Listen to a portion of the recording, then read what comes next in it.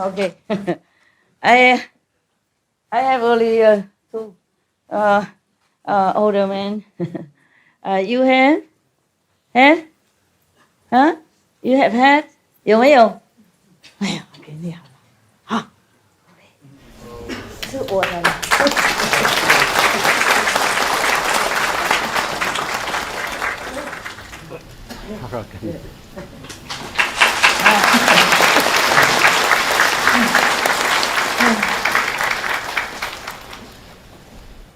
Yes, it's good. Please, please sit down. And wear your hat. Wear hat. Wear hat. 戴帽子比较温暖一点。When I was still a monk, I shave head in winter, very cold, and I have headache. 我当和尚的时候是剃度，哇，好冷好冷，头痛。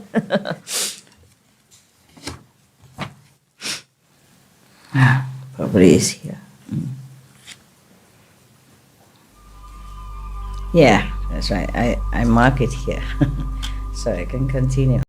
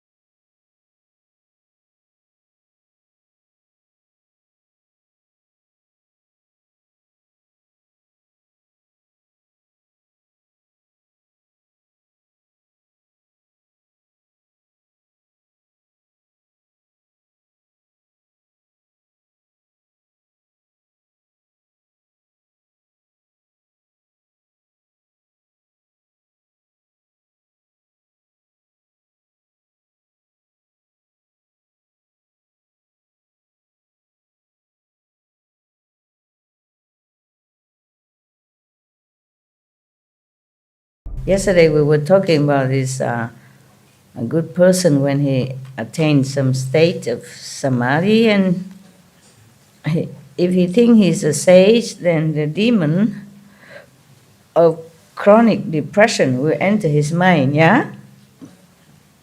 And he might take up knives and swords and cut his own body, terrible. Or he may flee into the wilderness, driven by constant anxiety, and be unwilling to see people. Lacking proper samadhi, he will certainly fall. Today we continue. Further, Ananda, in this state of samadhi, the good person sees the disintegration of the form skandha and understands the feeling of skandha. As he dwells in this purity, his mind is tranquil and at ease. Suddenly a feeling of boundless joy wells up in him, and there is such bliss in his mind that he cannot contain it. This is called experiencing lightness and ease, but lacking the wisdom to control it. If he understands, then there is no error. This experience does not indicate sagehood. But if he considers himself a sage, then a demon that likes happiness will enter his mind. As soon as he sees someone, he will laugh, he will sing and dance in the streets. It happened, huh? Yeah. He will say that he has already attained unobstructed liberation. Lacking proper samadhi, he will certainly fall. Samadhi is a state of, deep meditation. But it can also mean that you're very stable in spiritual practice. So if you don't have enough stability when you do meditation, you might have trouble controlling your whatever state of mind that you're in, like too much sadness, too much happiness, too much craziness, too much confidence, etc., etc. He already gone so high and feeling blissful. You would think he is a sage already. No, not yet. And even demon can come in his mind. How kapha? It's very scary. There was a demon of happiness. So be careful. Yeah, I heard about some people like that. They dance on the street and they hug people, and of course people think they're crazy, and then put off many people to go and learn meditation because of that. Yeah, that they call possessed state. But he's not harming anyone. It's just that he doesn't behave as if he is a normal saint. Further, in this state of samadhi, he could be in there, but he can go further if he doesn't think that he attained everything yet. And then if he continue with this state, then he can go. The good person sees this integration of the form skandha and understands the feeling of skandha. He say he is already satisfied. Suddenly, a feeling of unreasonable, intense self-satisfaction may arise in him.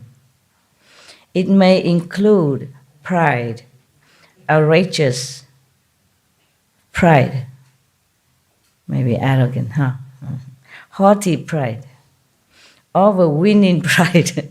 Buddha has so many vocabulary. And pride based on inferiority. My God, all of which occur at once.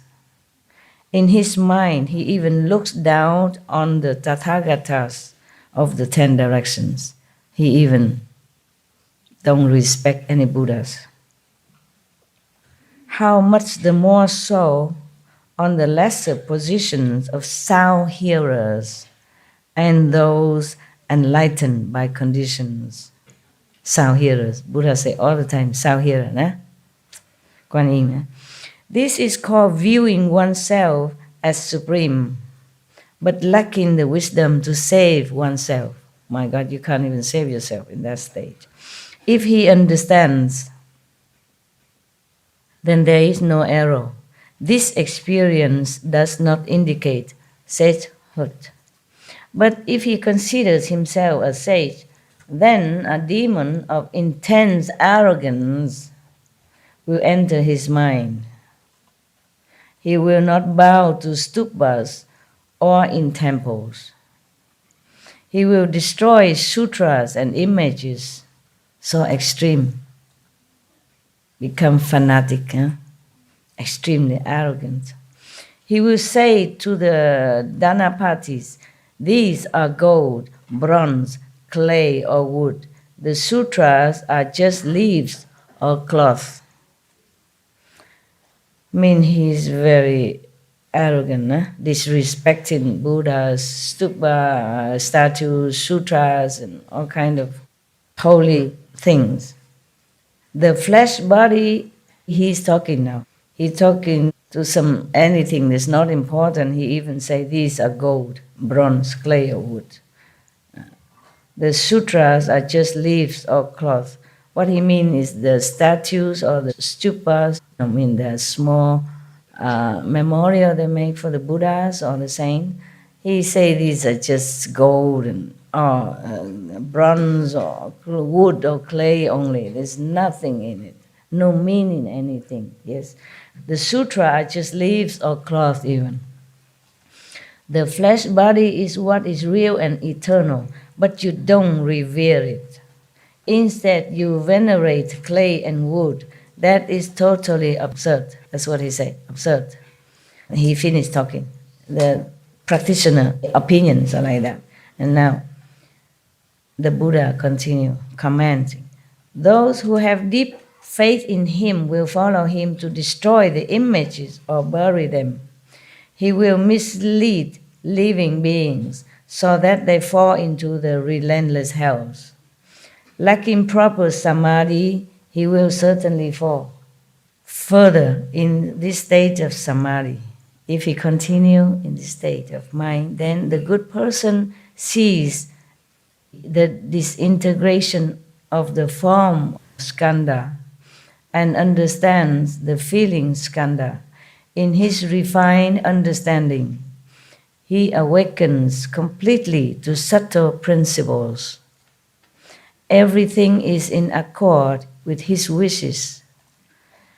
He may suddenly experience limitless lightness and ease in his mind. He may say that he has become a sage and attained great self-mastery. It's possible that we can fall into this kind of trap because these are so powerful and so extremely wonderful. Yeah, this kind of state of mind, so blissful, happy, carefree, and wise also, somewhat. So we think we already somebody, already Buddha. Yeah. This is a problem if we don't have a master to guide you or scold you into your right mind, subduing your ego by some mean, then you become like that. Might not be to the extreme as to destroy the sutras or the Buddha's images, but could be, very self-aggrandizement kind of a status. In Tibetan Buddhism, sometimes the normal Lama or anyone from outside come into the monastery feeling that he is such and such a tuku, a Rinpoche, a master from Rinpoche, teacher of this present Rinpoche, this present abbot. They make a lot of scene and noise. Yes.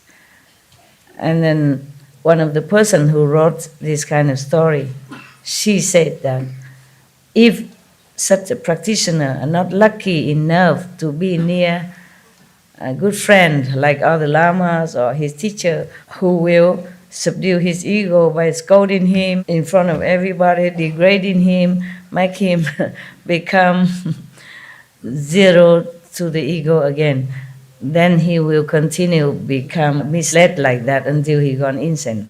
Then he will be very sad, he cry, he laugh because nobody believe that he's too cool, the living Buddha.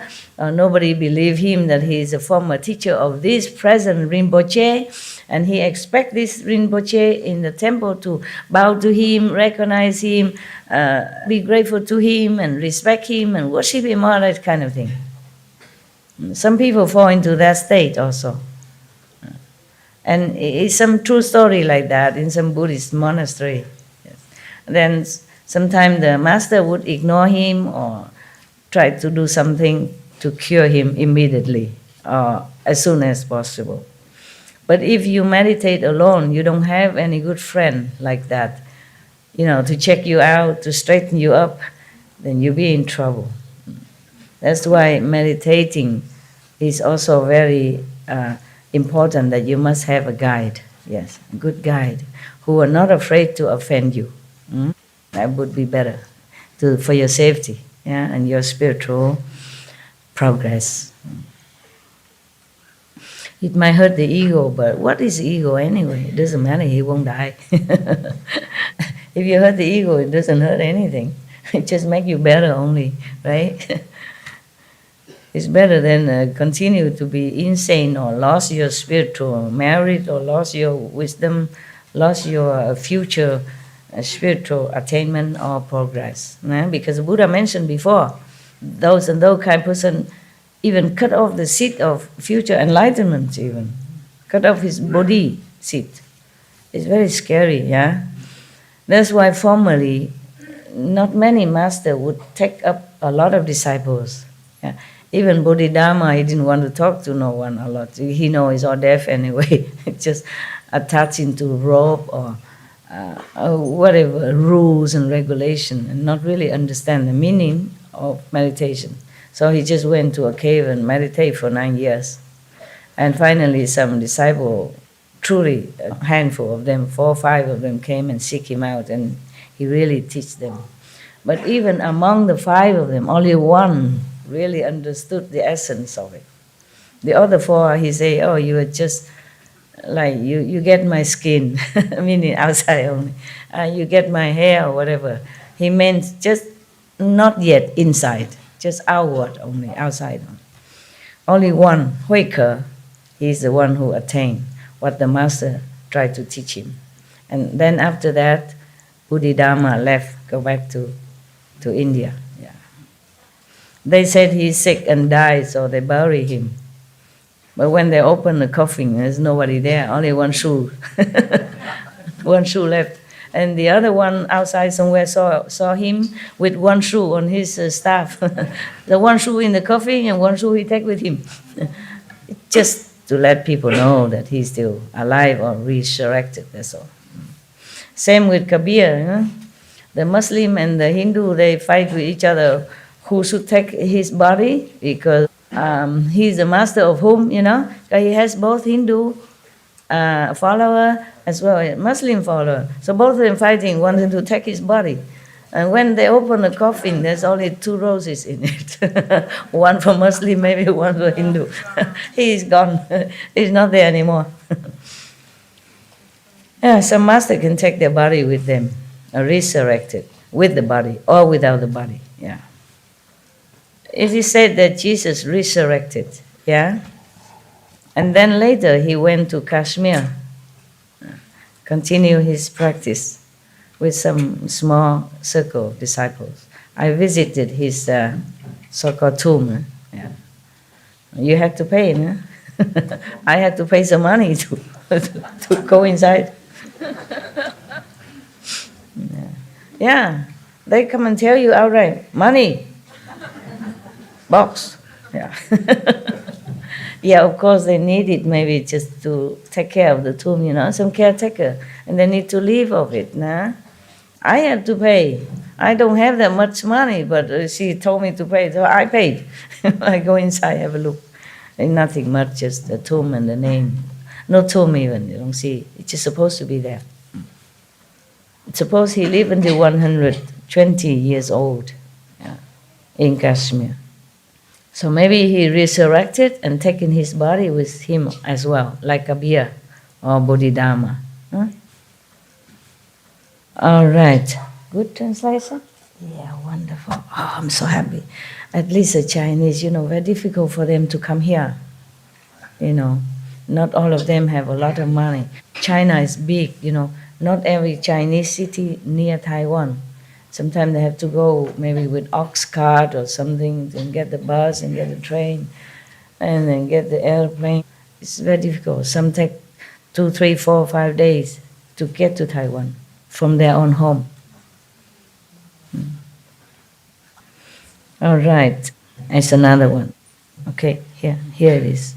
You see sound here, right? Even the person who meditate in this kind, maybe another kind of meditation, when he reach this state of self-satisfaction, intense self-satisfaction, not just normal, then he becomes so happy, so arrogant. He even looked down upon those Kuan Yin practitioners, the sound hearers, and those ahats that have been enlightened by conditions, or meaning those beings who enlightened by themselves, by some certain conditions, just like other disciples of the Buddha, enlightened by touch or by the sound of the Buddha, hearing the voice of the Buddha, or by the fragrance of something. Yeah, for example, like that. Just because they have probably been practicing many lifetime already, so right now just some simple condition, they get enlightened. Huh? And then also there are some called Patekya Buddha, meaning the one who meditate all by themselves, yeah, and then by some merit from the past life, or maybe seeing one master by chance and then became enlightened also. So these people are not necessarily disciples of Buddha, yeah? Okay. So, but the person who reached this state of extreme self-satisfaction, he thinks he's above everything. But this is just one state, which is called viewing oneself as supreme, but lacking wisdom to save oneself even. You can't even save yourself. Not to talk about go out and save other souls. This is terrible, nah? Then you're falling. If he knows it, then it's okay. But if he doesn't know, then he will fall. The demons and all that will come. You see this kind of so-called enlightened person, he can't even save himself, but he has followers. The Buddha say those who have deep faith in him will follow him to destroy the images or bury them, destroy the Buddha statues and all that. He will mislead living beings so that they fall into the relentless hell. Bad one. Lacking proper samadhi, he fall. He fall, okay, one person might be okay. But because he's misleading others as well, that is a problem. So to choose a master is also a very difficult task. Not to talk about being enlightened or become a master oneself, eh? Poor beings, I'm sorry, I'm telling you. Living in this world is like in a jungle, in a maze or something. You can never know. You don't even know who is your master even. You don't even know who is what. Yeah? How can you even know who is a master even? Yeah? This kind of person who attained this kind of samadhi already can talk, have eloquence, yeah? Convince people, especially those who has no idea about meditation or dharma or anything. Of course, they would be more in trouble. And not just following him, but even fall into hell. This is really tragic. If you blindly follow him, it's not your fault. How come you even have to go to hell? What law is this? I want to tell you, I'm very angry sometimes with the so-called rules in this world and the Maya and all that. That's why I work day and night, because I cannot bear all this kind of injustice and pain that measure upon all beings, the animals, the humans, anyone, any alike. No one escapes. No one, they would even relent. Yeah, the animals, what can they do? Or even human, what can they do? Huh? They heard that, okay, God is great, Buddha is great. They want to follow. They want to learn. They want to be enlightened. Huh? They want to get out of suffering. What have they done wrong? But you are not me. You cannot understand my pain in the heart. Because what have they done? What have the people done? Even if they follow the wrong teacher and wrong view, what have they done? They no harm nobody. If they go on the street and say, oh, I'm great, because they misunderstand their greatness, they misunderstand their spiritual value. What have they done to anybody? You got that? You understand my anger, my pain? When they talk nonsense and they apply this kind of cruelty on anybody, I mean, really, on anyone. Imagine. Hell is not fun. Huh? And relentless hell even. Just because of wrong view. My God. I see only pain. That is unjustified pain and suffering for the innocent. If somebody kills somebody, okay, maybe you go to hell, fine. It's just stupid, follow the wrong view.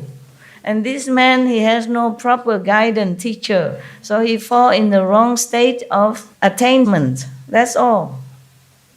and go to hell. And Buddha won't tell lie. You know what I'm saying? Just put them into hell just like that. Huh? Wouldn't you be angry? If it's your children, you would do more than that. For me, these helpless people are like children. Understand me? Because they don't know anything. They just like children, easily being cheated, seduced, misled. Yeah, it's like those innocent teenage outside. The drug people use their innocence to seduce them into bad habit, and then they become bad because they have no money to buy drug. Then they go steal, they go do this and that, and then they become criminal, just like that. No matter if the Maya right or wrong, it's all wrong. It's all wrong to punish people for the things that they don't know what they're doing. Yeah? That's why Jesus forgive those who crucify him, because please, Father, they don't know what they're doing. Truly, they don't know what they're doing. Even animals feeling sorry for humans when they're killing them. They're going to kill them, they cry. Not for them, but they feel sorry for the humans, because they don't know what they're doing. They will get a lot more punishment than the animal just get. See, the animal just being killed and die, however brutal, but die. But they don't know, the humans who kill them don't know, they go to hell for I don't know how long and being punished and being tortured forever. You know, like the story I told you about the man who killed chicken to make soup and sell? Yeah. Lucky Kuan Yin Bodhisattva interfere. Otherwise he would continue being, in hell forever. Not just swallow some hot coal and then being free and giving another chance again. You see that?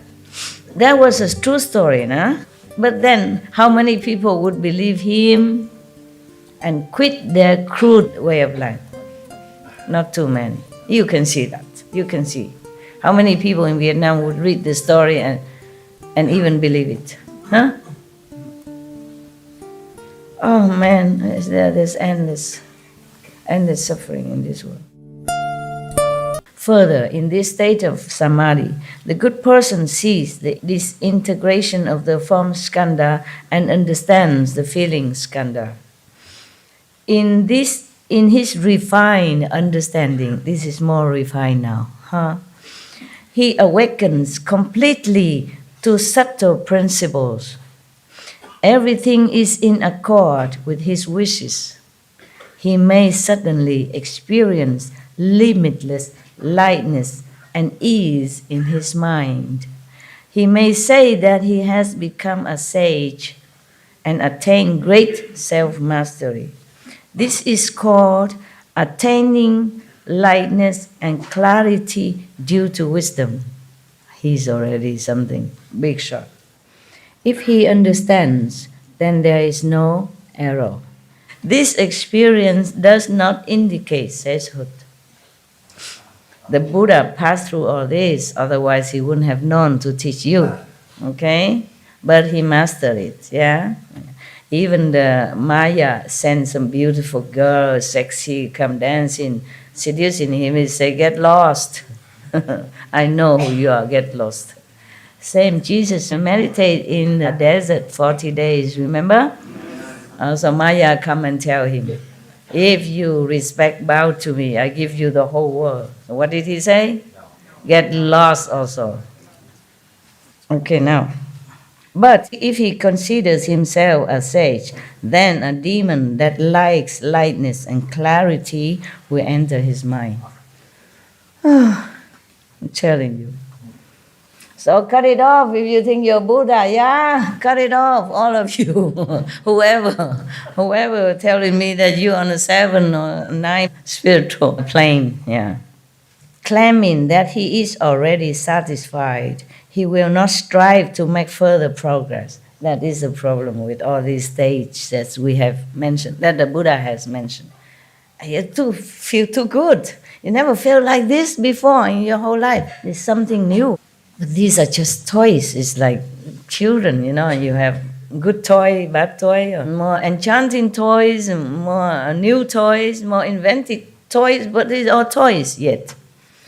If he's satisfied with that, he will not know all the real toys. He play with the small cars. He didn't know there is a real one. Yeah. Oh, this is a problem. Yeah. If we are not satisfied with that, then we go further. But if we think we're great already, then we stop. That is a problem.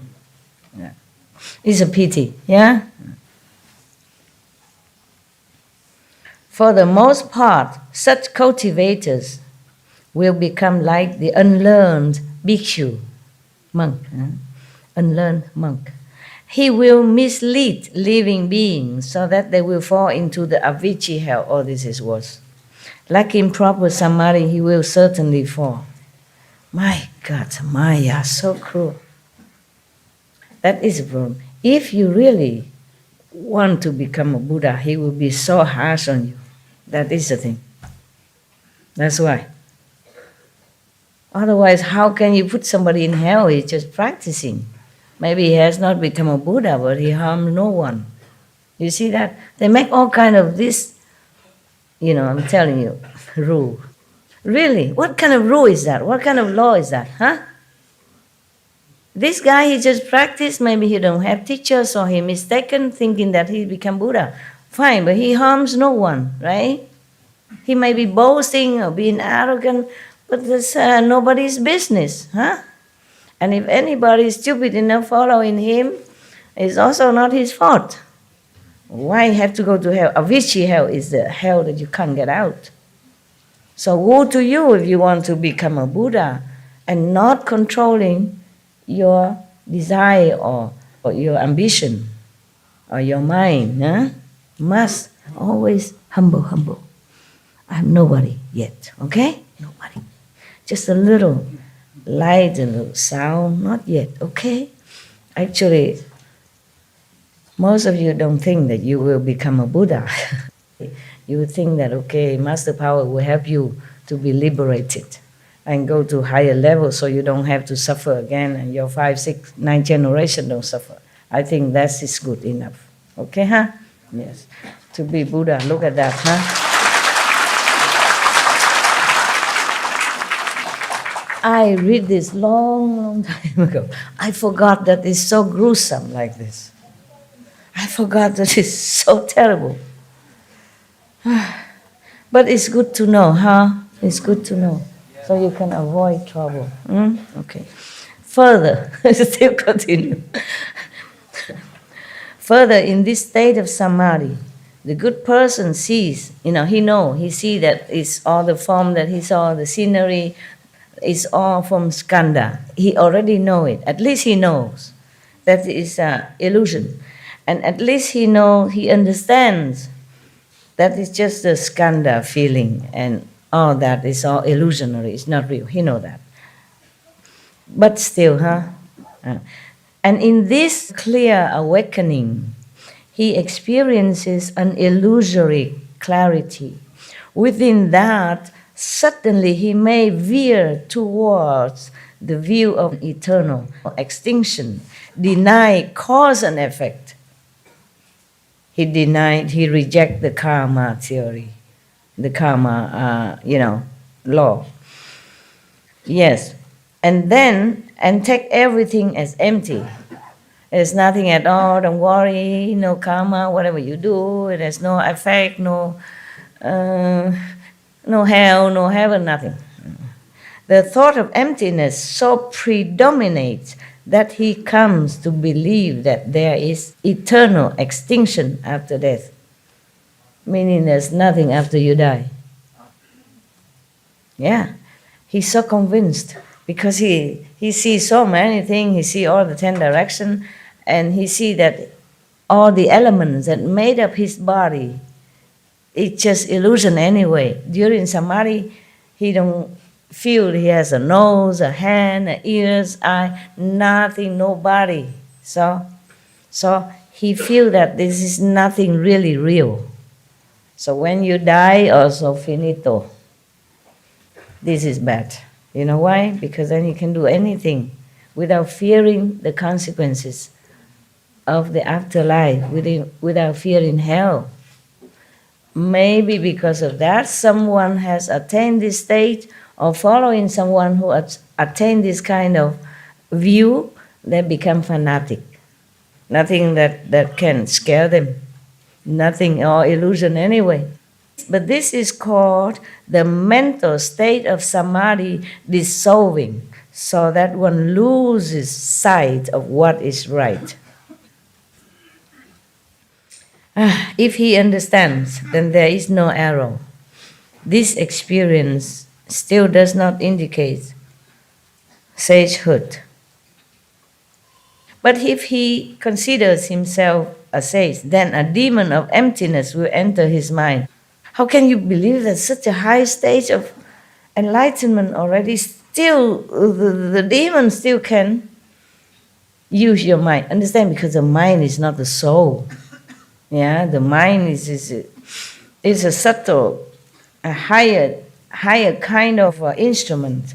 The brain is instrument, yeah, physical, we understand that. The mind is just a more refined computer, yeah, high tech. The mind is made at the second level. Therefore, if you go down from the fifth level to this world to do something or to help beings, you have to go through the second level to be equipped with the mind. It's just like if you want to dive into the sea, you must go and wear this kind of frog clothes, yeah, like that. So the mind is easily to be swayed, that's why, because it's not high level, it's not the soul, it's not eternal, it's just made by second level. It's just like one of the clothing you have to wear when you go down to this world.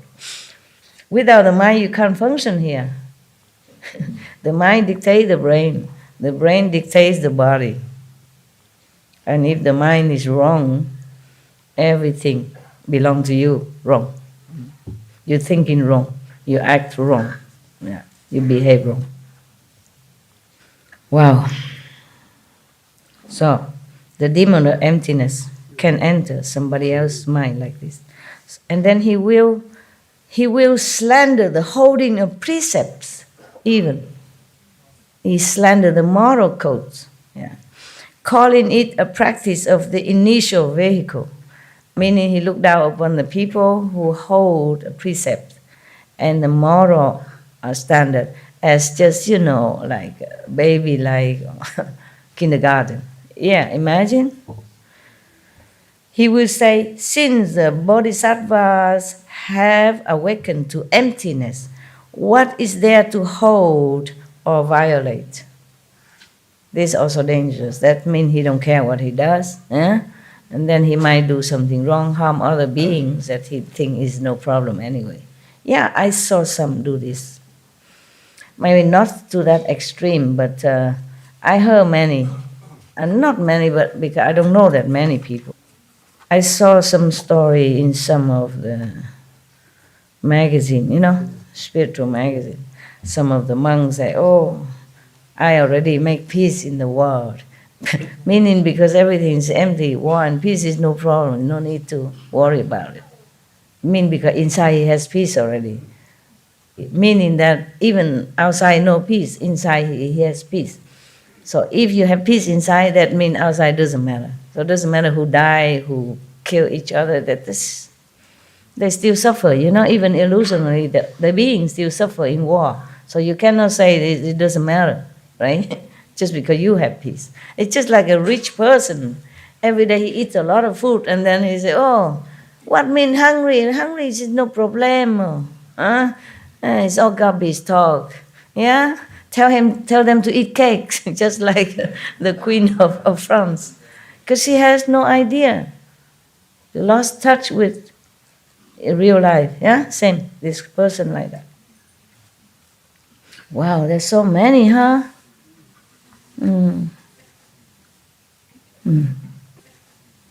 There's so many. But the Buddha has also told you here how to guard yourself and how to continue progress. Yeah, if we have time and continue further, okay? Right now, I continue with the demon,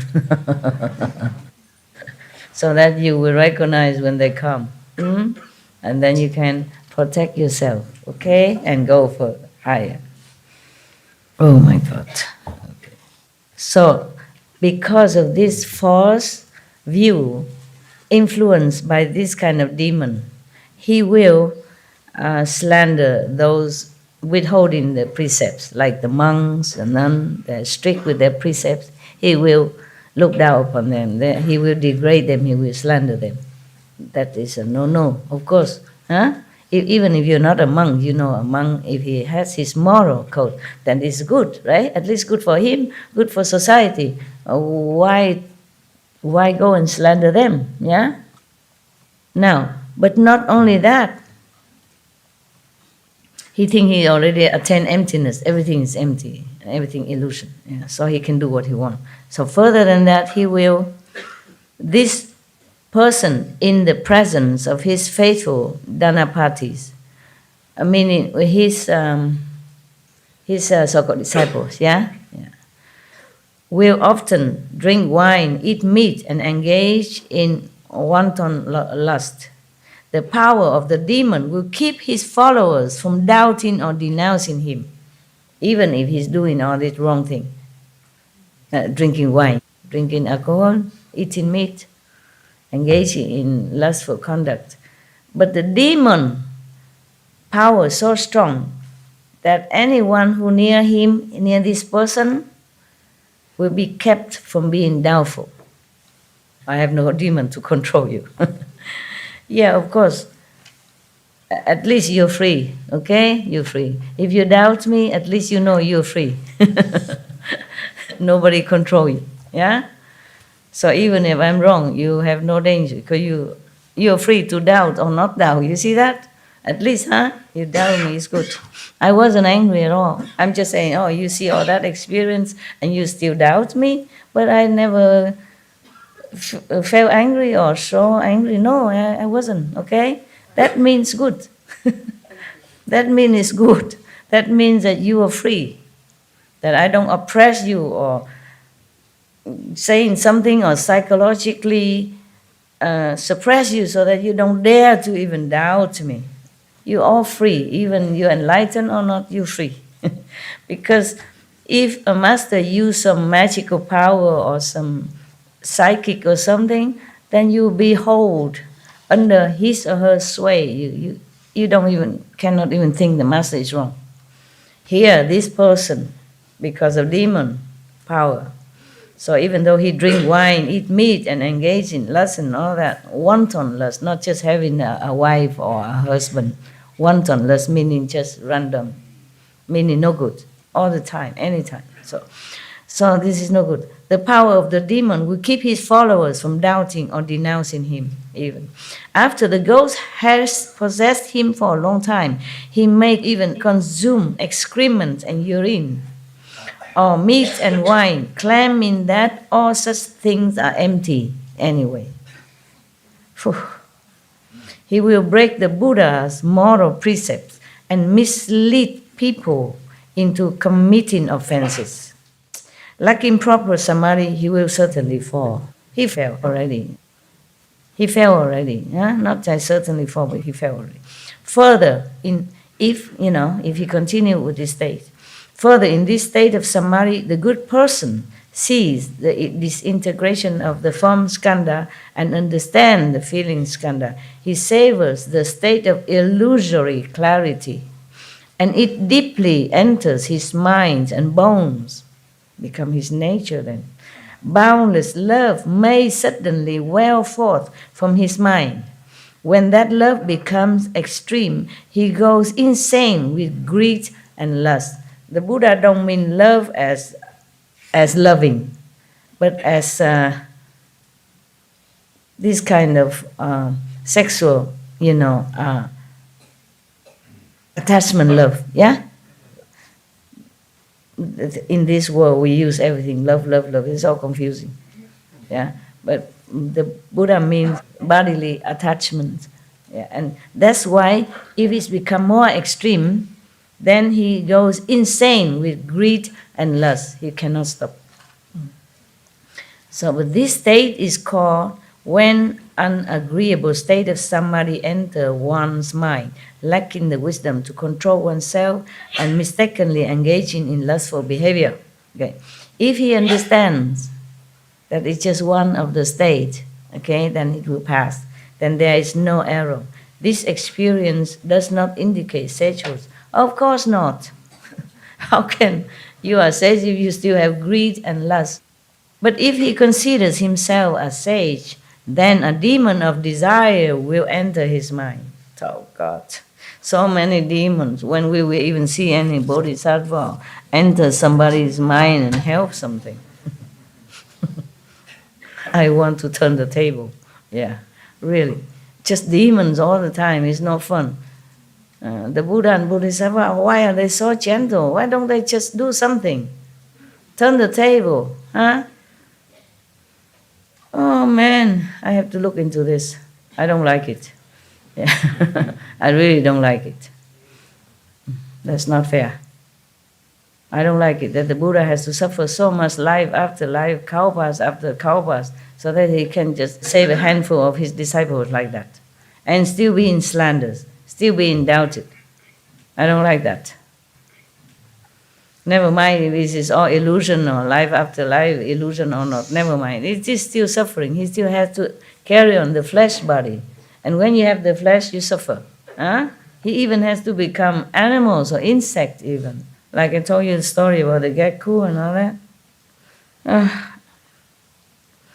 And then the demon of desire will enter his mind. Then he will become an outspoken advocate of lust, calling it the way to Buddhi. Oh man, you know one of them are like that.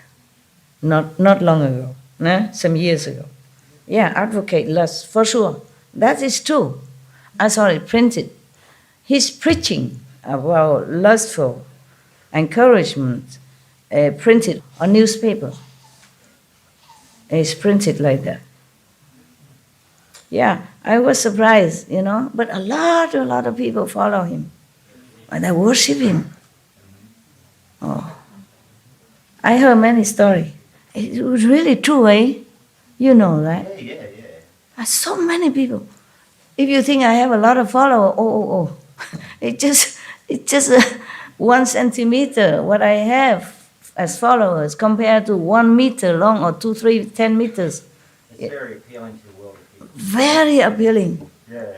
They calling each other, come here, come and have a look, come and listen here. They selling things, they go there, selling their house and stuff. You go there to listen. I went all over the world and look at how many I have. Don't even have a house for you. I'm telling you. Okay. If that was so easy, yeah? I'm too strict, Must be vegan, huh? Must meditate 2.5 hours, nah? Must keep the 5 precepts, yeah? Who like that? How many people want to follow a woman who asks them to do this kind of thing against their own habit and nature? So don't compare me to other masters. I don't have a lot of disciples for sure. I don't care. If you're my disciple, so-called disciple, you must meditate, eat vegan, 5 precepts, and that is that. No bargain, okay? Okay. Yeah.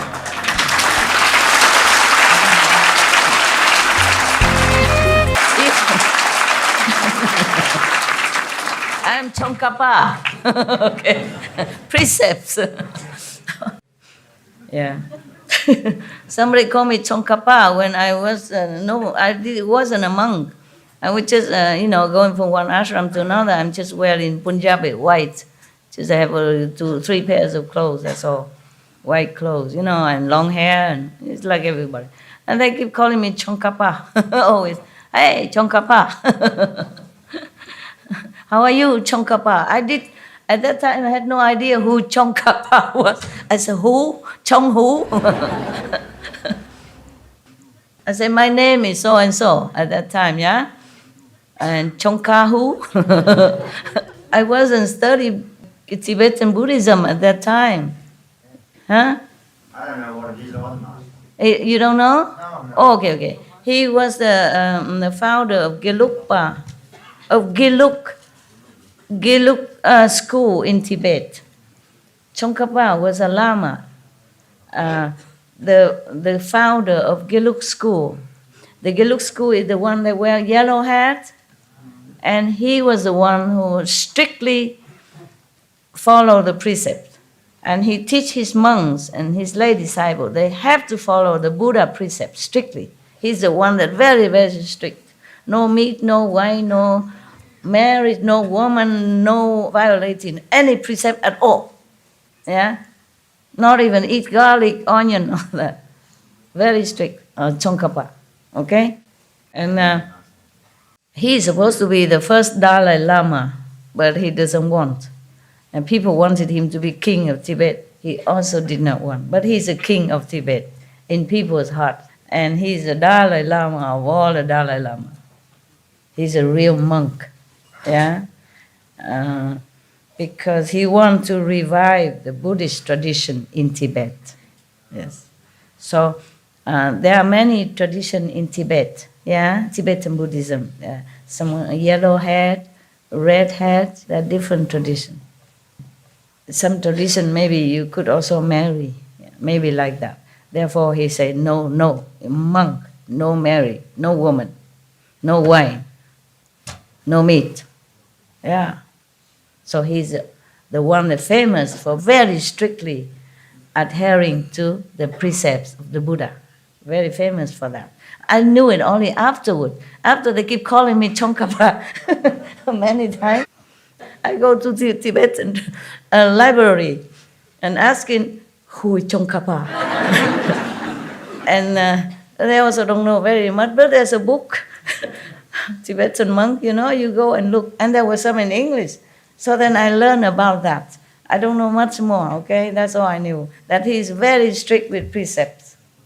Yeah, other tradition, other Lama or Dalai Lama, I don't hear about this strict precept. Only Tsongkhapa was very strict, okay? He's supposed to be the first Dalai Lama, but his successor become official Dalai Lama, mean the ocean of wisdom. Okay? Thank you, Master. You're welcome.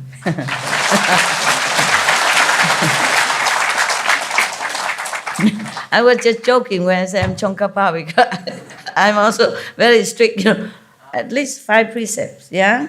5 precepts is the parents of all other precepts, yeah? Because if you don't kill, then of course you become vegetarian or vegan, no? Vegan, huh? If you don't tell lie, then you would not slander other people because you don't know if it's true or not, yeah? And you keep quiet because everyone is Buddha, you don't want to slander him, yeah? Many other precepts, the 5 precepts, and further on is the 10 precepts for the other high a little bit. But 5 precepts, good enough. If you keep the 5 precepts as a lay people, that's okay already. And be vegan, meditate, okay? Be good, be compassionate, helping others, whatever you can. That's all I ask, nothing else. Yeah. I don't take any money from you. I don't take anything from you, and you know that. So at least you are no harm in my hands, okay? In my teaching, you have no harm, no loss, nothing. So,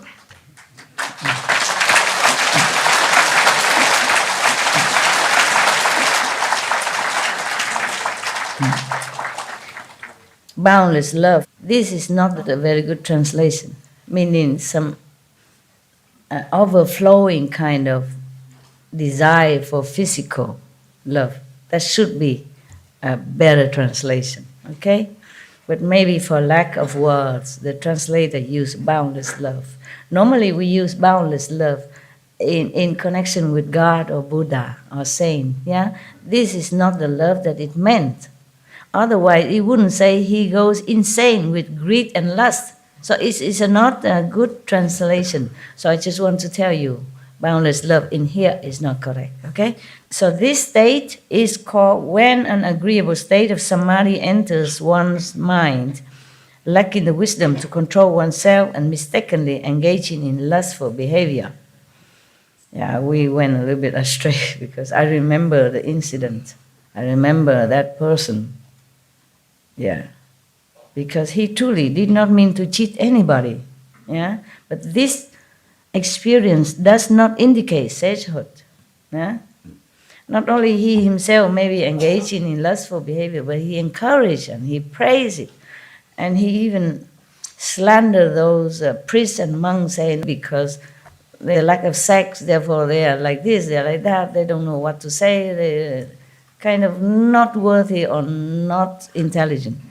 That's the way he talked about other priests and monks. You understand? Yeah.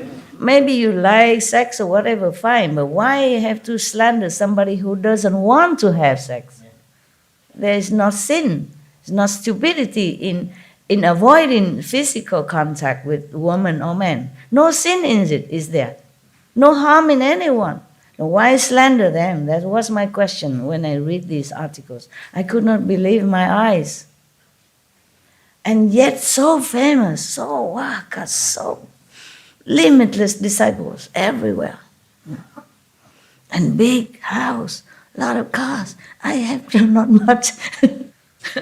Because I want to save my money for people who need, you know, for SMTV, for other things, yeah? Okay. So don't think I am stingy, okay? Nothing is mine, really.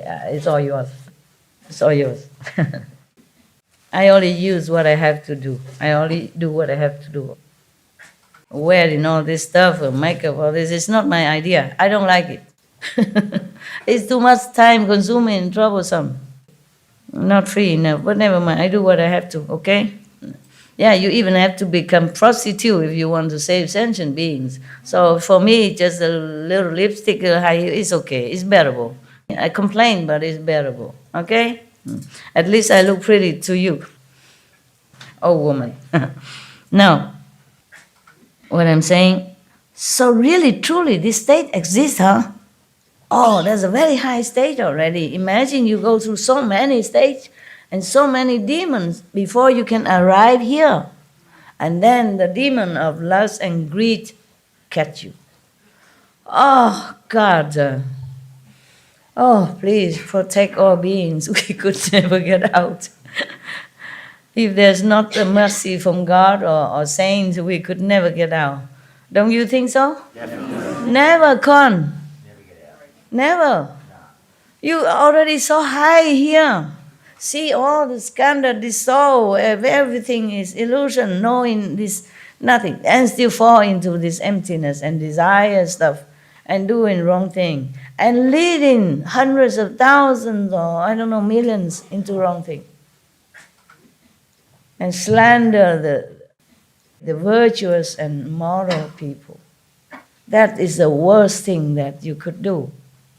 Maybe you fall into your lustful desire state yourself, okay, but not slandering the morally sound and virtuous monks and nuns and priests. That is no good. That is terrible. That will earn you hell for a long time. I hope the Buddha be mercy and save those people who are misled, at least.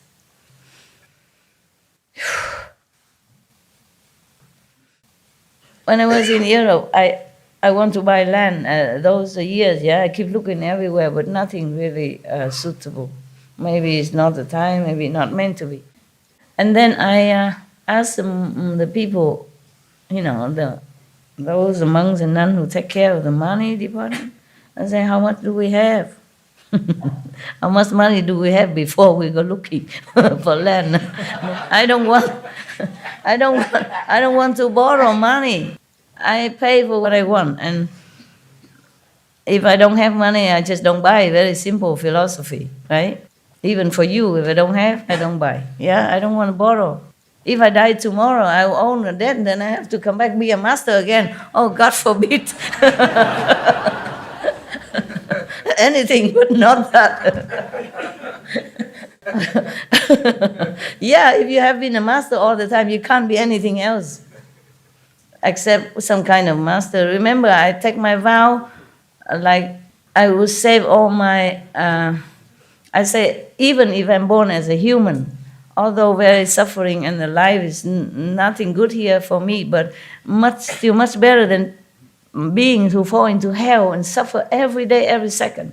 So if I have any merit at all, at that time, yeah, my two monks, nuns, teacher tell me to make a wish. I say, if I have any merit at all from now, past life or in the future, I will give it all to those, the worst suffering beings.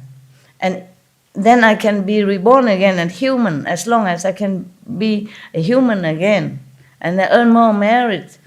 Just don't put me in hell because I cannot earn any merit there. Just let me come back to become a human, even though human life is nothing interesting.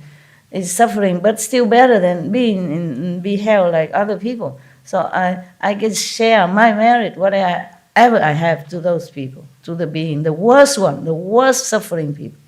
And then all the incense girl, remember that? If I knew what it is, I probably did not. No, I should have known. My soul knows. That's what I'm saying. If you practice spiritually, even if you were reborn again as an ignorant woman, you will not lose it. Otherwise, why would a girl, 20-something years old, seriously in front of the Buddhas and the monks' teachers make such a vow like that? Yeah? Why? Nobody teach me that. It's just natural, because I had those seeds in a former life. That's why I make such a wish. And normally you would wish, okay, I have a good husband, no? Be rich, or at least something. Or maybe help me to be enlightened, at least, something like that. But no, I want to give all my merit to the most suffering people, most suffering being. And content to be reborn again as human, so that, all the merit will be given away. So if I have not studied before somehow, with some enlightened master or being a master or something to do with that, I would have never come to this thinking to make a wish like that, right? It's logical, right? Yeah. I only met the monks a few weeks before that. And I only read Amitabha Sutra or Kuan Yin Bodhisattva. I have not even been given this sutra yet. I wasn't worthy to be reading this. Yeah, my teachers say that. It's very good. They subdue my ego. Yeah, they praise me that, I want to be Buddhist. This is very good. You have good merit in the past, for sure. But still, on the other hand, they put me down. You are not worthy to see this sutra yet. They give me some small medicine Buddha, some very harmless and simple. Kuan Yin Bodhisattva, if you recite her name, she protect you, something like that. But this one, no. After a while, she gave me Kristikapa Sutra, the Buddha that stay in the hell. But not this one, no. After a long time. So at that time, nobody teach me anything about dedicating merit to the other suffer being. So it must have been the seed from former life.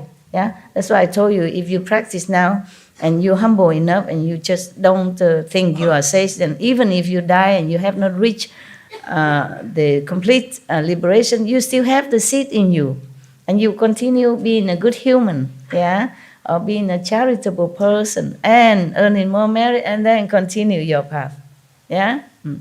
But I don't want to let that happen to you. Even if you're low or high, you go up first. Don't stay here. No.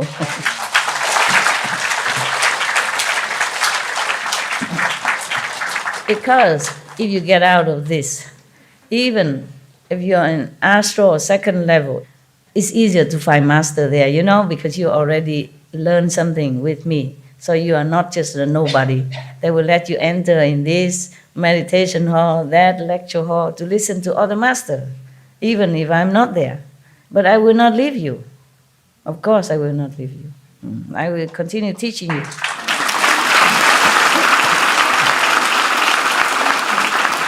Thank you. All right, then. So if this experience, of lacking wisdom to control and mistakenly engaging in lustful behavior, so he's just mistakenly thinking that he's good. And the demon, I guess, oppress in his mind, make him do this. Yeah. But if he does consider himself a sage, then a demon of desire will enter his mind. Yeah, he will become outspoken advocate of lust and all that. Yeah, you know, it was really, so my God, an obvious example of this state. The guy just mistaken and be in control because he could not have enough wisdom to control himself. So it says here, lacking the wisdom to control oneself and mistakenly engaging, mistakenly only. But because of that, even have to go to hell, believe it or not. Oh, the Maya, they are mostly more after these practitioners, any practitioners, because they don't want them to become Buddha. They don't want them to attain the stage that they could be powerful enough to save even one more soul, not to talk about save a lot of souls. Yeah, it's to be pity actually. You know, whoever that was, just a victim. Yeah, he could have continued further. But the problem is that when you attain a little bit of something, and maybe you have some light or you have some wisdom, some eloquence, then the other people come. Bravo! And they worship you, they touch your feet, they boost your ego, and then you cannot get out anymore because you have to continue talking to them and satisfy their desire to want to listen to you. For example, like that. And this is a trouble. And especially if you talk like just the way they want, no need to do anything, no need to eat vegetarian, no need to meditate, everything is all empty, yeah? No sin, no merit, nothing. Okay, but then he will teach this person who has been possessed by the demon of desire. He will teach his lay followers to indiscriminately engage in acts of lust. He even does that, teach his follower to engage in all kind of lustful, calling those who commit acts of lust heirs to his teachings even. Encouraging. He's so blindfolded by the Maya, by the demon. That's the problem. So the power of spirits and ghosts in the ending age will enable him to attract a following of ordinary, naive people numbering 100, 200, 500, or 600, or as many as 1,000 or 10,000. More than that. At that time, the Indian population is small. So the Buddha cannot think that it should be manifold than 10,000. Yeah. When the demon becomes bored, it will leave the person's body. Once a person's charisma is gone, he will run afoul of the law. He will mislead living beings so that they fall into the relentless hells. Lacking proper samadhi, he will certainly fall. Fell already.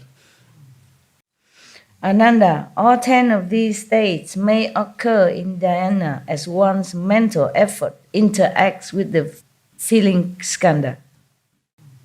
Dull and confused living beings do not evaluate themselves. Encountering such situations, in their confusion they fail to recognize them and say that they have become sages, thereby uttering a great lie. They will fall into the relentless hell. In the Dharma ending age, after my nirvana, all of you should pass on the Tathagata's teachings so that all living beings can awaken to their meaning. Do not let the demons of the heavens have their way. Offer protection so that all can realize the unsurpassed way. Okay, there are more stages of enlightenment and cultivation after this. So the Buddha has just finished all the explanation about the traps and the demons who are not really good at all for any practitioners. The vulnerable one without teachers. Yeah. That's why the person who encourages people to have lustful action always say he has no teacher. He don't need any teacher. He himself, always a teacher. being a teacher, never a student. Yeah, he say he's never a student. He has many teachers, but he is never a student. You know, yeah. So there are more, but there are 60 levels of sagehood even. Yeah, this is the following, okay? So many. Yeah. There are still demonic influence during all these 60 stages, so we will never finish, huh? Yeah.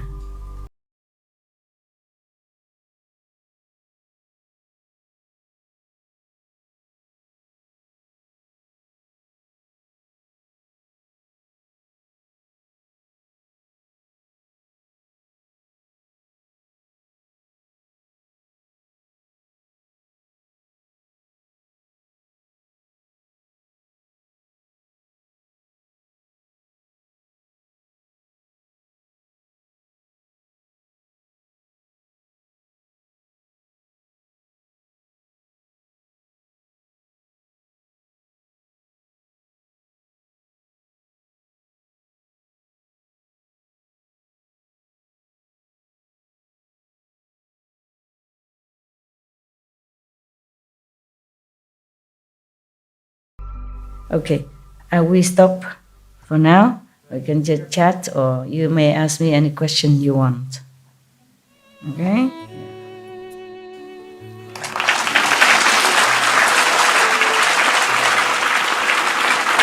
We continue next time, huh? If you stay, then maybe I will continue to read it.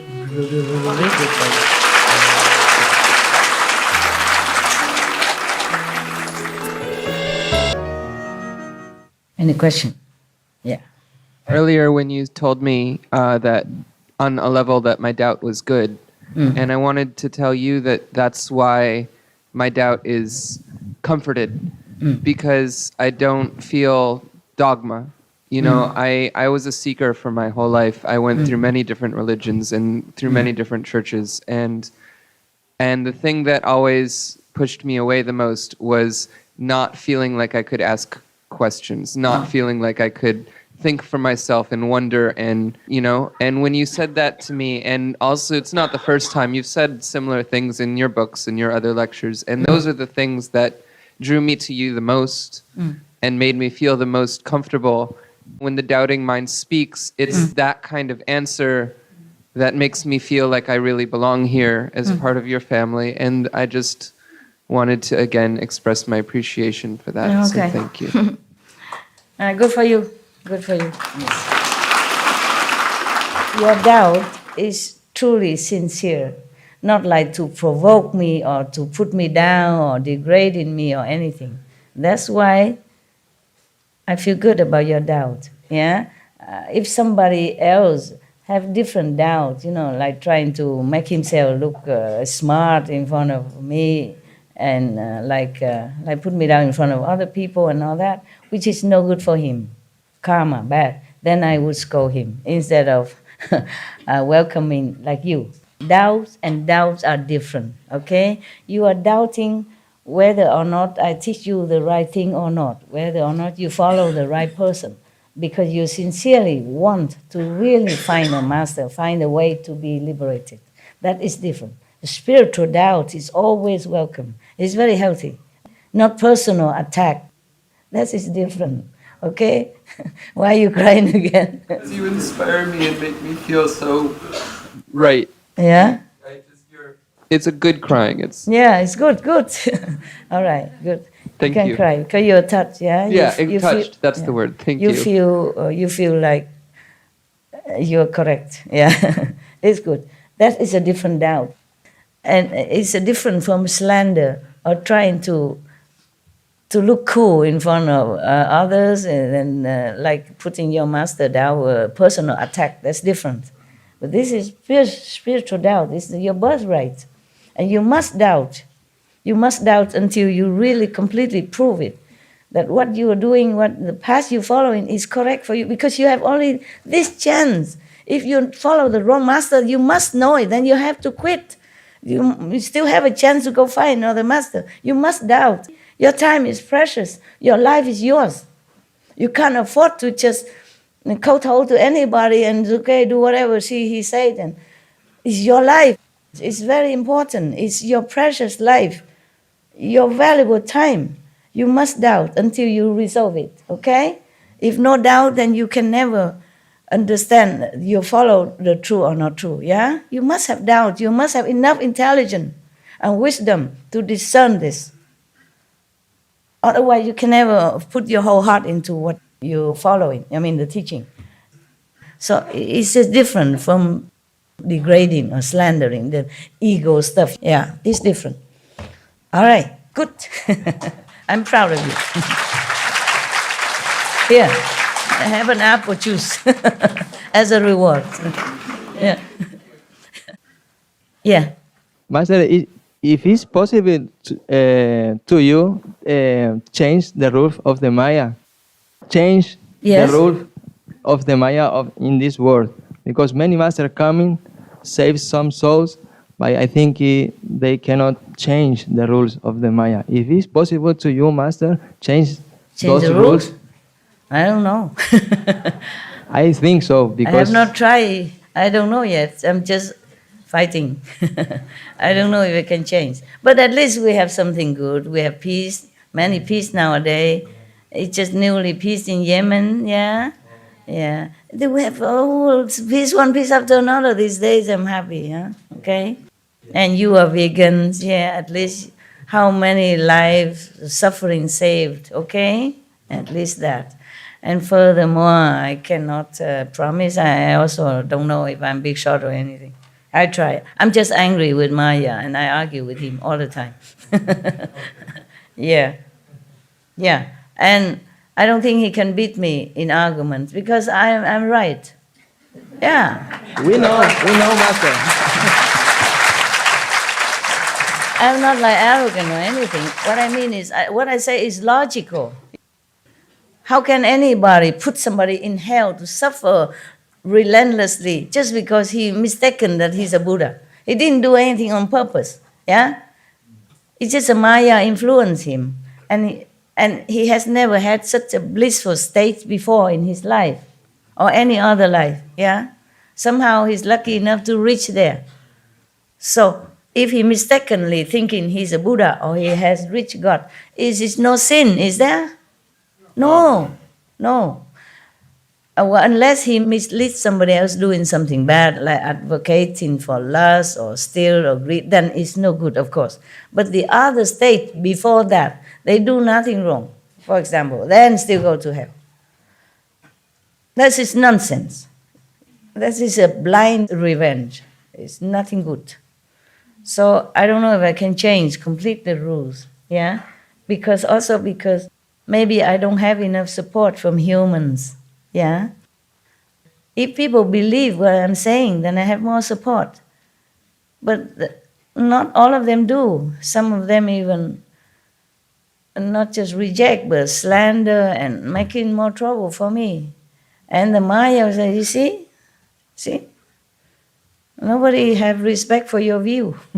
Just like Buddha say, I can live forever, Ananda say nothing. His foremost closest associate, disciple, every day with him.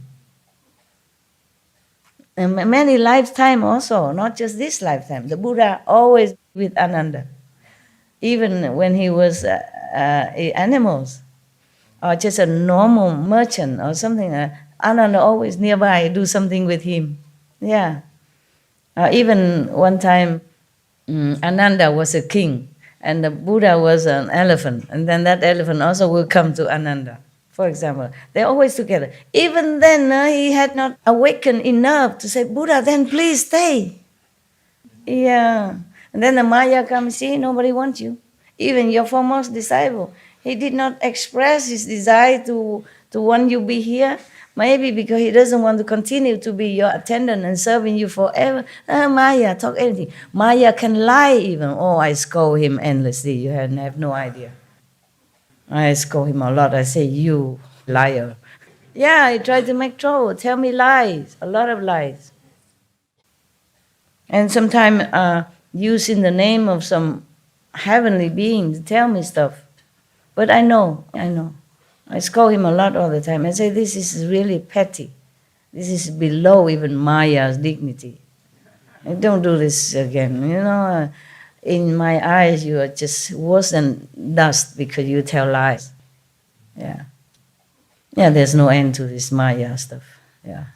I don't know why he had to resort to lying to me. Yeah. Okay, any more questions? Tell me. La maestra dijo que necesitaba soporte para que quizás pueda cambiar las reglas del Maya. Entonces quiero preguntar a la maestra si quizás no tenga tanto soporte, pero con algunas almas sinceras es suficiente como para que la maestra pueda cambiar las reglas del Maya por el bien de las futuras generaciones. He's asking if you don't have enough support of the humans to change the rules of the Maya, but if you have enough sincere, a few sincere supporters to support you. Do I have? Yes, Master. Yes, Master. If it's enough, si es suficientes. Gracias. No sabe. I'm not sure.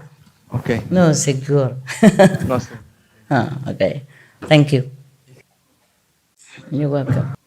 Of course I want that, yeah? But I'm not sure how is it going to be, okay? All right, come here, brother. From your teaching before, I've learned from you that, like I said, I've read the Bible many times, but I didn't fully Grasp it, yeah. digest the meaning of it. But when I listened to you explain the sutras and some of the things that you've said about the Bible, earlier I did not get the connection. But now I can get the connections from all of the things that you said. And the relationship like you and Christ Jesus. And people don't see the real connection that like you have. Yes, I do. Oh. For example, Jesus said that I'm going to prepare a place for you. He said that to his disciples. In my Father's house there are many abodes. Oh, yes. And so when you tell us that you're taking us to up above the fifth level, it's the same thing. You are preparing. I forgot he said that also, didn't he? Yes. It's the same He thing. did You're say that, preparing a place for us. Oh, And yes, so- he did. And he said, where I will be, you will be with me always. Oh, yes, he did, right? And the same thing. Ah, So you we remember know. everything. I don't remember all this. Oh, yeah. And we know that we will always be with you. I remember now that I know that. It's just that it didn't occur to me. Just now when you told me, I remember I read those. And the same way you're fighting with Maya for us. Christ said the same thing. He told his disciples that he prayed for them. He interceded with them because they were weak. Yes. And so he had to protect them. That they wanted to take them and sift them as with wheat. Yes. But he spared them, leave them alone, or give them some break, or give them some leeway. And so you're the same way with what you're saying to us now, that you don't like what's going on in this level of heaven, where you have to reap what you sow, because it's too tough. Yeah. Christ said the same thing. Yeah. That it's impossible for us. Impossible. The He way said I it's see. impossible. Yes. But God, with God, Yes. all things are possible. It's right. That's right. If no God, we just don't. If it's not God's grace, we are doomed forever. And I've seen the way that Christ got angry and all of the things that were going on when he went in the temple, and he was very angry. Yeah. And so I look at the comparison, like for example, Christ said he sent a comforter. Yeah? And so you're the comforter. Oh, you because sure? You are taking us up and you are helping us to get in place. I would like to, of course. I see all of the things, and it's just become amazing to me. And we're so happy that you're fighting for us. I'm happy too. Thank you. He makes it also more clear, right? Yeah. I did not remember all that. Yeah. Yeah, now that you tell me. I was also very hot-tempered when I was younger. I was just a newly nun, not nobody yet, okay? I went to a temple because there was a nun who lives there. One of your sisters have a mother who became a nun and stay at home there. And next to her home, there's a real temple. And one of the nun is the abbess of that temple. That is no concern with her, yeah. So of course I went there to see them, just because your sister, your spiritual sister took me there, yeah, just to stay for a few days. I had no home then. There. And then in the morning I went out, I saw some men, he's all with short, no dressing. He went in front of the Buddha, like the Buddha statue is here, yeah? He stand right in front of the Buddha, not inside the altar place, but outside in the balcony, in front of Buddha, and he do this kind of, I don't know, indecent kind of exercise. He just exercise, of course. It's none of my business, but I was very angry. I go and scold him. I said, you get out. You cannot do this in front of the Buddha. You bad man, bad. You have to respect the Buddha. You can do this and that, like those grinding and whining, this kind of. And in a short, I say, you come to the Buddha temple, you must wear clothes. You cannot do this. I scold him so loud. And he say, is it your temple? I say, I don't care whose temple. It's the Buddha's temple. And I used a stick. I had a stick to walk at that time. I say, you go before I beat you up.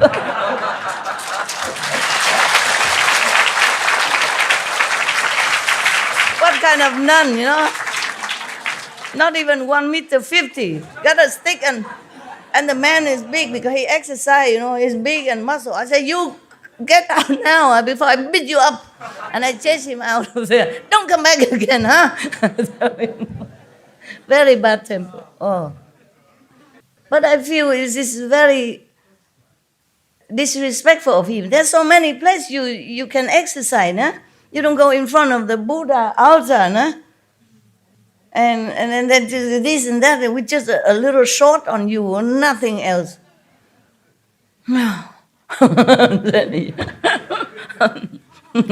Bad temper must. And he was scared of me, believe it or not. I'm small, but I was angry. And he can feel it. He can feel my energy. So he go away fast. Yeah. I think if one of your sisters here, she will tell you, is it true? And maybe some other thing I forgot. Some other thing. Okay. It was a real temple, small temple, but there are Buddhas, many Buddhas in there. And he stand right in front of the main entrance to the altar and just whack himself like that. Yeah. Hello, Master. Hello. 因为我就是正在准备开一个vegan 的餐厅，然后就是最近有很多压力，然后怕开不好什么的，然后希望就是师父可以给我一些鼓励。你自己做好了，就会自己会有鼓励的力量。OK， 做好事就不用夸，也不用要求了，无条件啊。Next one. Yeah. Hello, Master. My question is related to tell me. what Fred was talking about with the abode that you created, this place that you created above the 5th level. Oh, above 5th level. Yeah, and the question is, are the generations that are also liberated, are they going to be able to go to this place? Yeah, if you sincerely practice, Okay. and then you can go higher. If not, then you still stay within the 5th level and then go slow later. And our relatives, our generations, our previous generations, are they? Other generation? Yeah. No, other generation, I think they just stay Okay. in the 5th level. That's good enough already. Liberated, but not always have to go all the way with you. Okay. Thank you, Master. There are different price to pay. Okay, you practice very hard. Okay, and you earn it. Yeah, and you direct descendant. I mean disciple. Direct bloodline. They are the byproducts of your merit. Okay, so if they stay in the 5 world and liberated, is okay already. Yeah, when you go up to the 5th level, even. Or even to my place, yeah, you will not think anymore about relatives and friends. You're completely free from any emotion. If they are there, okay. If they're not there, we are all relatives and friends. Okay, over there we will not think individual relationship anymore. We are different. We are saints. We are Buddha. Do you think the Buddha think of his wife when he in nirvana? No, okay? You feel different. You behave different. It's just natural that you are free from any attachment of anything. Yeah? If your wife or your parents practice with you, then of course they can also come up there. But if not, they will stay above the 3 world. Okay? Meaning liberated. Yeah. Forever. Yeah. But maybe they don't go there immediately to the 4th or the 5th. They have to wait somewhere. But they will go there eventually. But they're not necessarily coming with you, because maybe they don't have faith in me. I cannot force them. Thank you, Master. Because of your merit and because of Master grace, of course, they will be helped, yeah? But I cannot force them to say, oh, you got to believe in me so I can take you to my land, Yeah? Uninvited, yes, has to be willing. And like to come to the host house. If they don't like, then you cannot force the guests to come, even if you like to. But you can help because they are your friends, relatives. Then of course, maybe you let them come nearby or something. Yeah? Hey? Master, all my life I've struggled with that chronic depression. And why? What happened? What's wrong with your life? It's been like that since I was born. I've always had it. Oh, you always had it? I know it's probably karma or destiny or whatever, but... But how about your life? Come here. This is the microphone echo to me. When I look at you, maybe I understand better. Okay, tell me now, what is with your life that make you depressed? Is any reason? I can't answer that. They've said it's biochemical. I've been to every doctor. I've been on various medications. Biochemical? Yeah. Or you have something wrong with the blood? They've prescribed all kinds of medicines. Does it help you?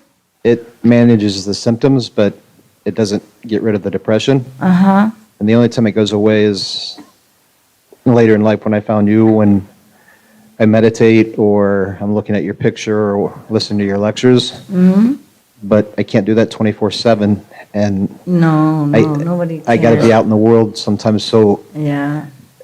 How is your family doing? My father's passed and my mother's getting older, but she's. And you alone? Yeah. You don't have wife? 2 dogs. 2 dogs. And the dogs don't make you happy? Yeah, they make me happy. They make me happy. Okay. But I guess my question is this, will Kuan Yin, will this, I know that's not the purpose of Kuan Yin, but will it eventually go away, or is that my destiny for this? It will, if you're patient a little bit. How long ago you are initiated? 2003. Wow, 15 years. It's gotten a lot better since then, but I still take a lot of medication for it. Oh, are you sure you need a lot of medication? Do you feel confident that this medication helps you? A lot. I mean, yes. It's a lot less than I used to have to take. Less medication or less depression? Both. I mean, less medication than I used to have to take. So the depression's less, but if I go off the medication, the depression Then comes it might right come back. back again. You don't know the cause of your depression? I've been to every doctor, talked out everything. They say it's biochemical. Since when did you have it? Since I was little. Anybody have such a case in the world? They do? Yeah. Oh man, that's really sad. That's really sad, brother. I am so sorry. Can I give you a hug, maybe? Please.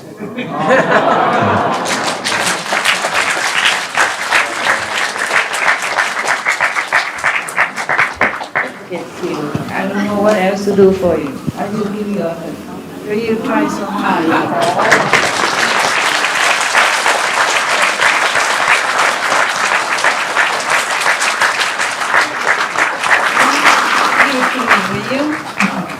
Give it up to me. Free yourself. You're the only one who can free yourself. Look at the brighter side of life. Are you financially okay? Is your mother nagging you or something? It's inherently like that. I'm sorry, brother. You're so handsome. Maybe find a girlfriend?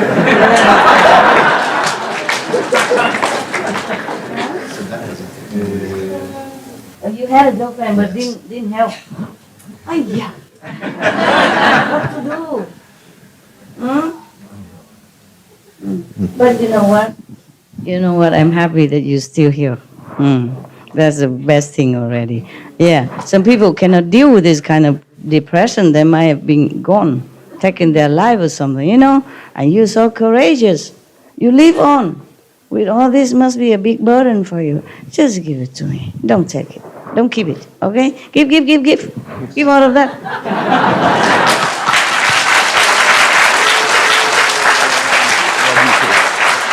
You're so good looking. And so brave, my God. Really, you are brave. Because if I had such a depression since I was young like that, I'm not sure if I survived until now. How you do that? How did you do that? I just know that death wasn't going to be the answer. Yeah, That's the only thing I Wonderful. At least you have wisdom, man. You're cool, okay? Sorry that you have to suffer so much. This is what a lot of people suffer. I don't know why. I told you I hate it. Yeah? Live on so that maybe one day we'll find a solution. Yeah?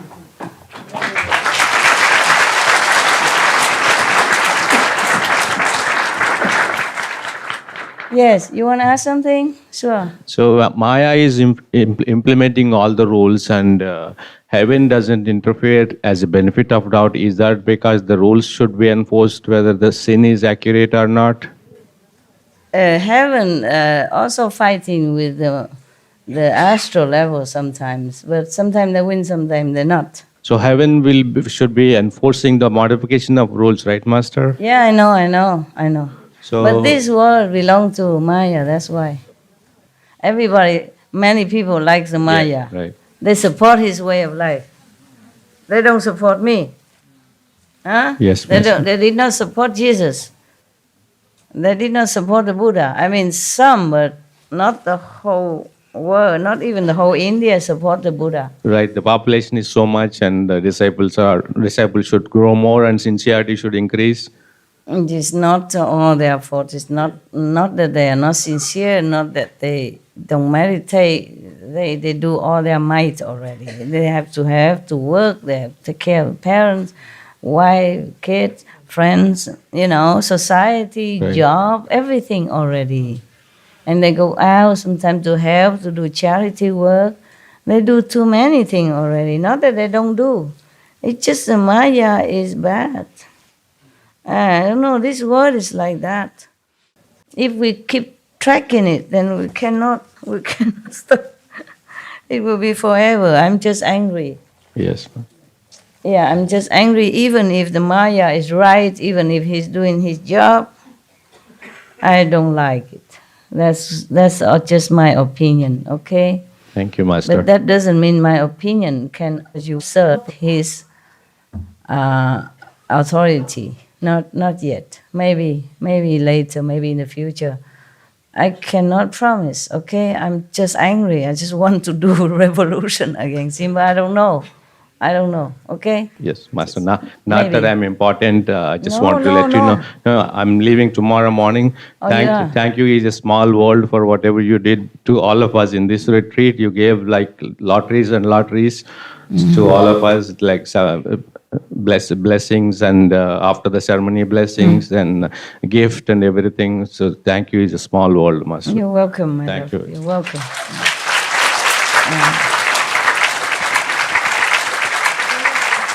I wish I could. I'm just too busy to figure out how to deal with this Maya, okay? I don't know if I'm alone can do anything. The Buddha could not, Jesus could not, other prophet could not. I don't know if I can do anything. We will diligently support you, Master. I know that. I think you do your best already. No one else can be better supporters. Yeah, I feel frustrated that I cannot do what you wish. Not immediately like that. Yeah. Master, it's been a privilege and an honor to be here this week for the first time from a Hare Krishna perspective. All the things you've been teaching, working with your disciples, they're a true example of how people should be on earth, as in heaven, so it should be on earth. The disciples you have here are an example to you, and the way you teach them, it's unconditional love. The way a parent raises a child. But the thing that's been so beautiful about this week, this has been the best Christmas ever.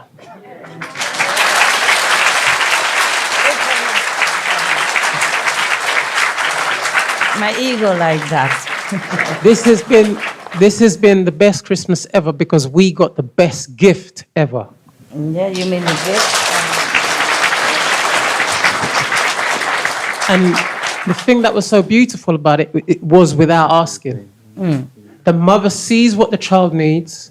The child may be naughty, the child may be obstinate, but the mother still, with love, takes care of that child. How you know? You just came 1 week. You don't know me. I can be very tough. It's just been absolutely wonderful to be with the God brothers and God sisters, and it's been really, really instructive. And the way everybody was trying to help everybody. Yeah. This is a family. That's the way This it is love. And this is how the world needs to be. It's the only way the world is going to change. Hopefully. It's changing. It is changing. Yesterday the news, the peace, yeah? Yes. Peace news in Yemen, that make me very pleased. Changing. No, definitely. It's changing. Yes. Again, there is in Srimad Bhagavad Gita, there's a foretelling of the finishing of Kali Yuga, the Iron Age, and the beginning of the Golden Age. And on Supreme Master Television, they've been talking about this. And it says the incarnation that will come will simultaneously finish Kali Yuga, the Iron Age, where we're in, and simultaneously start Sata Yuga. There is only one incarnation that's going to do this. And we all know who this is. It is the Supreme Master.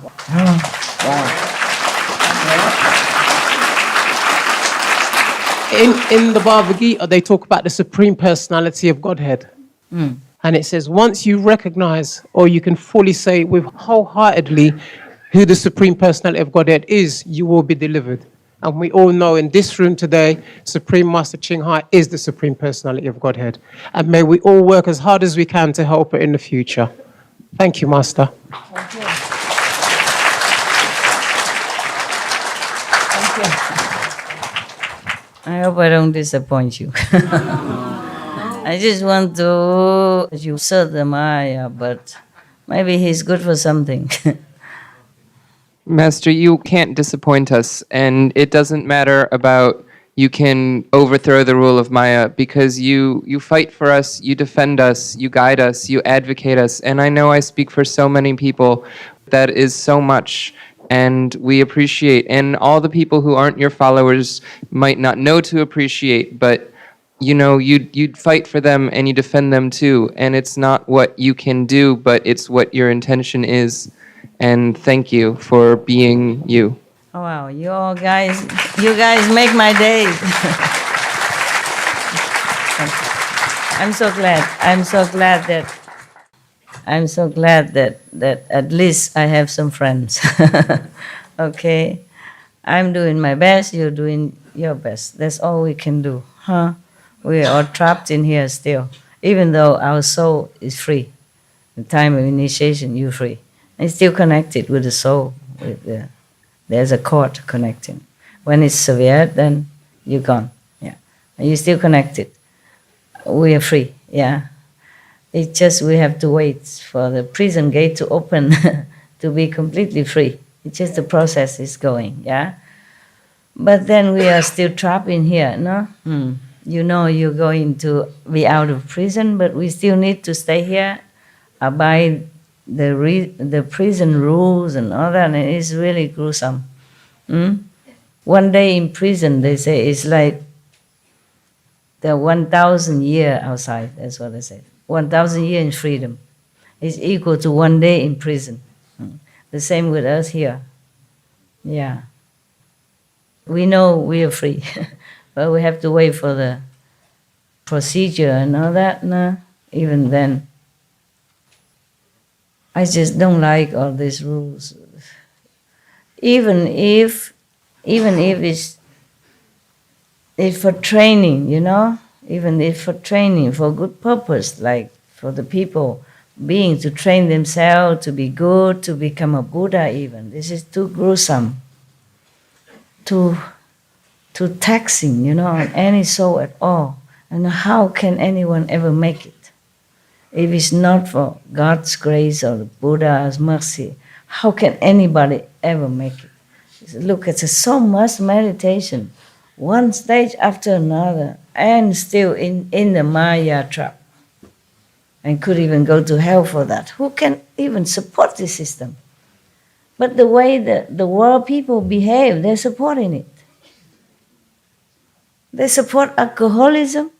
They support torturing the animals. All the vice. Everything. I support all the bad things. Yeah? Okay. All the vices, she said. Yeah. That means they support Maya.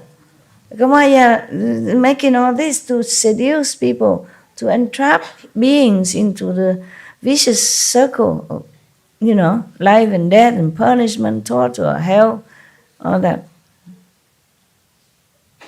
Even anybody would say, okay, hell is your own making, it's illusion, but it's really hell. You suffer just like you suffer here, except that you cannot escape, you cannot even die. This is terrible, terrible. If anyone on this planet really know what hell is, they would scare themselves to death. They would never dare to touch any meat, to touch any alcohol even, or to be, you know, ignorant of the truth. They would search all their might, all their life, with their life even, just to know how to liberate themselves. They just don't know. No one is allowed to know even what hell is like, except only some who has been there, and because of Buddha or Bodhisattva interference, are allowed to come back to tell. Just like some people, a near-death experience, yeah? Not all of them come back, tell you.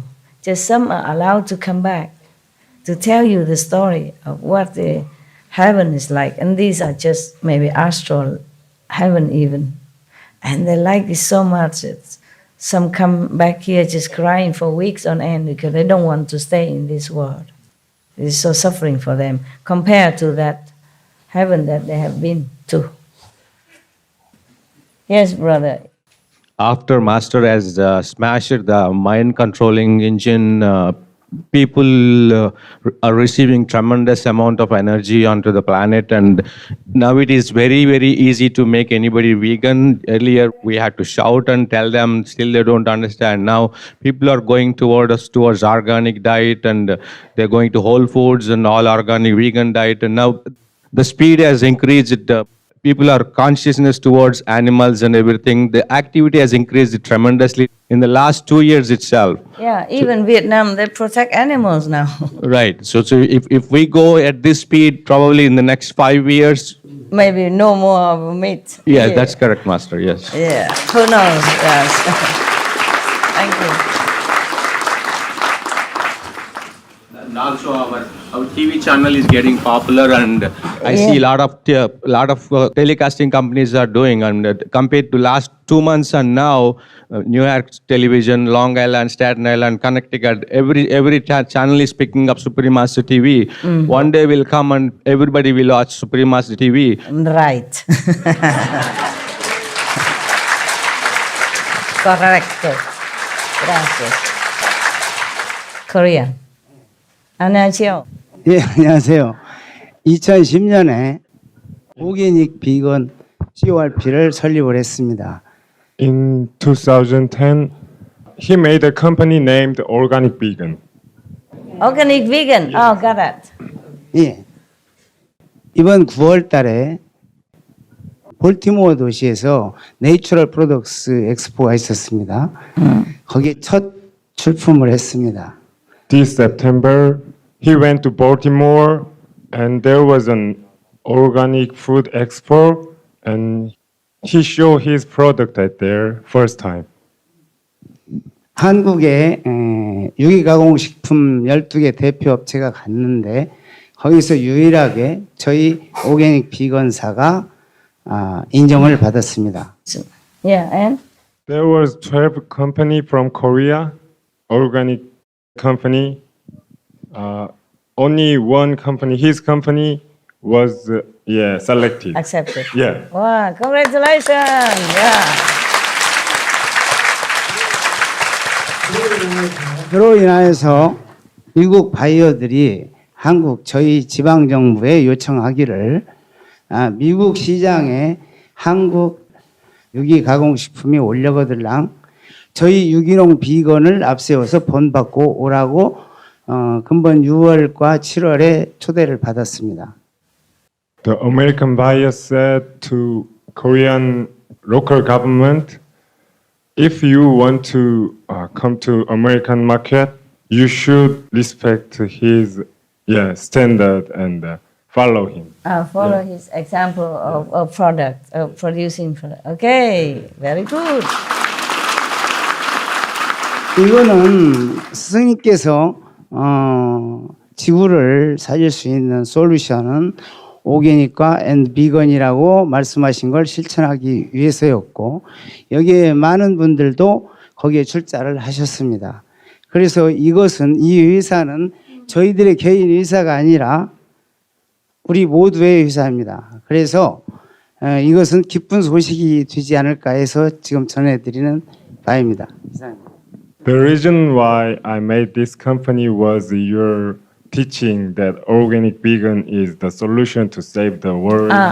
And many Korean donate for the establishing company. And he thinks this is very good news to tell you. Good news. Yes, of course. Good news. Thank you. Thank you very much. 감사합니다. And very good motive, because he want to save the world, not because of making money or to be famous, but want to save the world through vegan. Good motive, very noble. 감사합니다.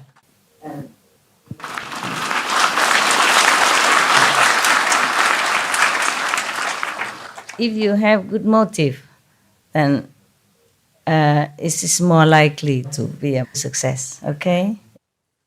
Because it's easier for the angels or the gods or the devas to protect and help you. If you have a lower motive, then the Maya will make trouble.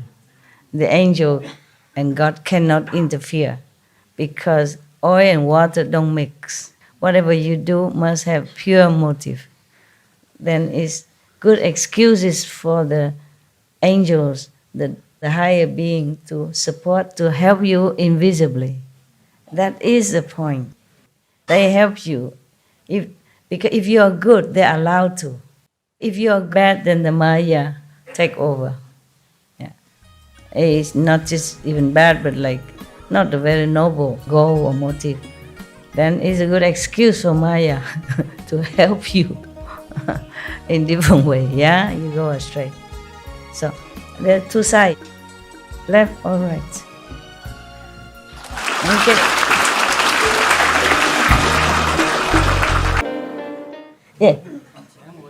这是在很长时间之前的事情，我在这个夜梦中看到了一个境界，就是咱们这个标记的问题。我在一个站台上，天上发现了无数的横竖的光格，就是像探照灯那个光格一样，满天照亮，很亮。哎，完了这光格过去了以后，我就看见这个你标记的 MM 那个是那个母船，拖住这个万类的花朵。师傅，您就卧在那万类花朵，向天下看大地的众生。我就恨地搁那喊着，我说师傅来啦，师傅来啦！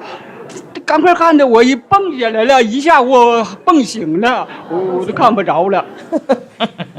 你太激动了才这样，他看到好的境界，然后太激动，然后就醒过来了，是不是这样？啊，哎呀，以后不要那么激动，安静下来再继续看，啊，不要那么激动，要快醒过来，蹦起来。OK， 懂了，恭喜嘛，没事，好的，好体验。Okay, you guys, you okay? Not tired? Oh man, how is your body made of bricks or something? How you do this actually?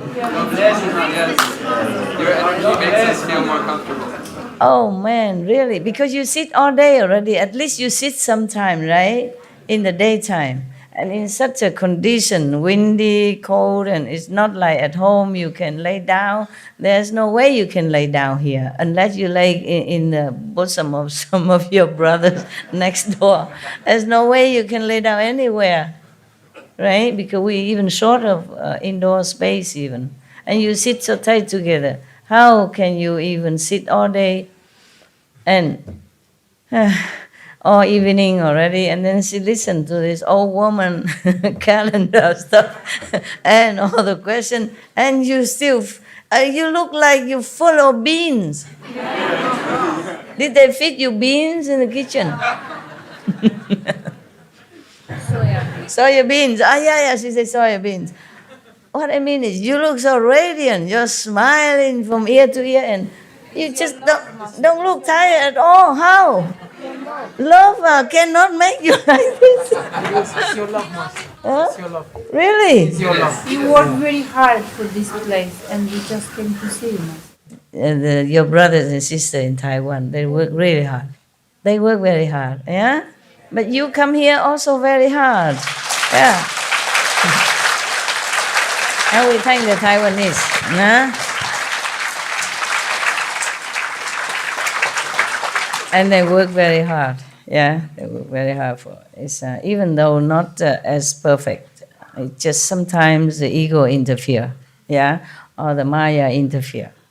I have high standard, okay? Very high standard expectation of all of you, not just them. But I also appreciate that you come, and they're very happy that you come, because it's not easy also for you to come. You come from different place, yeah? Because I know you work very hard for your money, yeah? Very hard. And you're honest living, not like quick rich making, that's easier. But you work hard, really, every day of your life to save some money to come, yeah? And at home you have obligation, you see? If you didn't come here, maybe you could buy a flash car, a better car to flash with the neighbors, you know? But you know what is more important? I wish I could pay all for your tickets and everything else. But it's good that you pay. It's good that you pay. Otherwise, everything is, I earn merit and you zero. And you can't come home with me. I mean, the home that waiting for you, like Jesus say, I go prepare a place for you. Yeah. All the master, they prepare a place for their disciples. Yeah. If the real master, they have creative power. I mean, not just this lousy world like the Maya made was, oh God, zillion times so glorious and comfortable, and you lack nothing and you desire nothing, you just feel happy. And then from there you can even bless the world, yeah, because you're more powerful. Not just we enjoy, but we can bless the world. And we can come back here if we want, but full of equipment inside to protect yourself not to fall again, and to help whoever you think you own a dead last life, who helped you sincerely. But when you were in this world or the last life, you had not enough power or equipment or opportunity or financial or power to help. You look and you say, my good friend there, I want to come down and take him up. And you have all the power and the master support behind to take that friend up.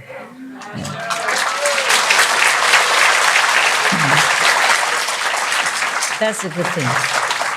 That's a good thing about it. You don't have to like come down to be a master or anything, but you come down with power to help whoever you think it was good for you. You have enough power to do that. Yeah, you don't have to be well known or famous, a preacher, nothing. You just quietly go and help whom you wanted to help, and that's very beautiful. Yeah, without so much ado, like being a master and people who look at you, attack you, and you have to fear for your life. Without that, you just come down casually, you know. I'm just going for a trip, and then you take up whomever you like to. Okay? Good, huh? Good deal.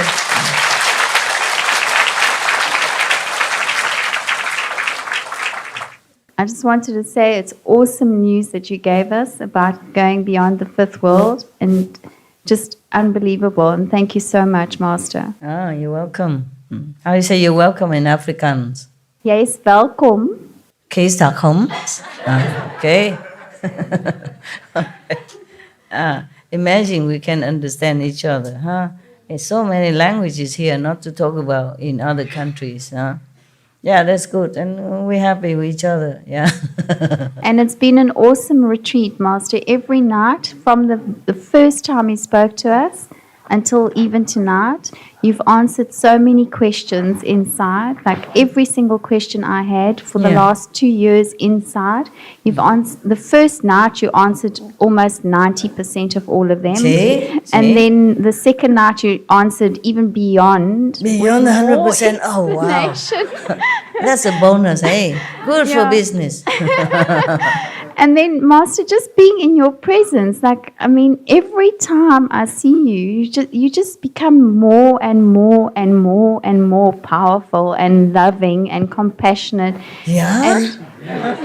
Powerful, no? And Master, what really, really, really touches my heart so deeply is that you're so tolerant with us and you're so forgiving, and so you still give us so much invisible love on a vibrational love that words don't even do justice for us to be able to explain to you how grateful we are to you, Master, and for everything you've done for us. It's okay, no problem. As long as you sincerely practice, do your best, okay? And I'll be happy. Yeah. That's Thank why you, you Master. always come, because you can't find any happiness with your boyfriend. Always come here. Yeah. Master, you are my one true love. Oh, yeah. Oh, yeah. Yeah, but if another boyfriend would be better, right? Have master, but boyfriend would be better, right? It's no good all that boyfriend business, No. okay? You stay alone and you will see how happy if you last longer. Yeah. Longer than 2 years, then you feel happier. If you are busy, yeah, doing something at least for yourself, on something also meaningful, yeah, then you will not even think of even the most handsome man coming in front of you, you don't even see it. Yeah. You don't feel anything. Even if you do, you would know it's just a fleeting kind of chemical reaction. Yes. Habits, you know. It's just, but you must keep yourself in good company and work, okay? Yes, Master. Yeah, I will. because if you stay alone, you feel lonely, and then you just want a company. Not really a boyfriend. You just want somebody to be around, talking to, or helping you do some nailing. I do all my nailing myself. Yeah, just now even. I have to fix my place. Yeah, I have to hang curtain to keep it warmer, yeah, and nail something to secure my door, stuff like that, yeah. The door of the stage, the door of the floor, you know. Not my door. I don't have any door. It's just if you go to the roof, there are some doors, you know. Door from the second or other floor. I have to secure it. I did it all myself. Busy yourself. Make yourself just like handyman even, yeah? Yeah, busy yourself. Or read books, yeah? Read important spiritual books. Yes, Master. And go outside, volunteer with some... But that's also dangerous because... because for other men, I mean, not for you, but for the fleeting kind of boyfriend. Energy spent on physical pleasure is very precious. It depletes you, truly. You must save it as much as you can so that you can go further, because you have only so much energy and fuel. If you dispense it all on the way, then of course you will delay your journey or stay in one low level. Yes, Master. Yeah, that's why even St. Peter say best is to stay single. But really, if you cannot, then get married. Get married. Yeah. I don't mean you get married. I mean St. Peter say that to other people, to his disciple followers. Yeah. Most master they married before they became master. Yeah. And after they even married, they understand that physical contact, pleasure are not helpful to your spiritual elevation. Definitely not. It's not a joke. It's not that like I'm wagging finger at you like I'm better than you, nothing. This is just a fact like that. Okay? So cool down, chill out, meditate, do good. Do some volunteer job with our group. Yeah, do something good with your precious life, okay, and time. Thank you, Master. Just cut off this kind of boyfriend stuff in your mind. Just determine that you don't want it. Then it will not happen. But if you always are lingering and thinking, oh, who is the next, you know, and keep looking, of course you will find one. Yeah, and then you waste your time in tears, in quarrel, or in adjusting and in dispensing energy. There's nothing really good about that, truly like that, okay? Not that I forbid you or anything, but anyone who really wants to go high must downsize his physical contact with the other sex. Understand that? The energy you spend in sexual activities is really harmful to you. Not just the body, but spiritual, emotion, mental, psychological, psychic as well. Psychic, everything. You're just spending and spending and spending. Your energy just wasting, flowing out, instead of conserving. Yeah? I teach you to do Kuan Yin because you return it inward also. Not just because hearing the higher dimension, the word of God, but also return back to your energy, okay? Through the Kuan Yin activity, yeah? That's why most people, when they meditate, they put their legs together and the palm together somewhere, okay? Yes. Even in magic school, yeah? they also tell you that if you talk to somebody, you better cross your legs together. Maybe you cannot do the lotus because it's too obvious when you deal with a business, but at least you cross it together under there, and then make sure your hand also not too out open, because in case that person has bad energy, it will just flow into you, and you are dispensing by leaving yourself open and vulnerable, right? Your legs open, your arms open, and then you talk as well, and your ear open to listen. Your eyes have to look at that person. The more close, the better. Even in magic school, they teach you that. So this physical contact with other gender, opposite gender, is really an outflow of a lot of energy. You concentrate your all on that act, or you will feel frustrated or not satisfied. And when you concentrate your all on that, then you are just here. You're just in that act. You're just in the physical dimension. At least for that moment or that time you spend with your physical partner, you leave heaven. You left your true self. You forget higher dimension. And we don't have a lot of time. We have too little time already for spending on work, on shopping, cooking, dressing, driving, all kind of things already.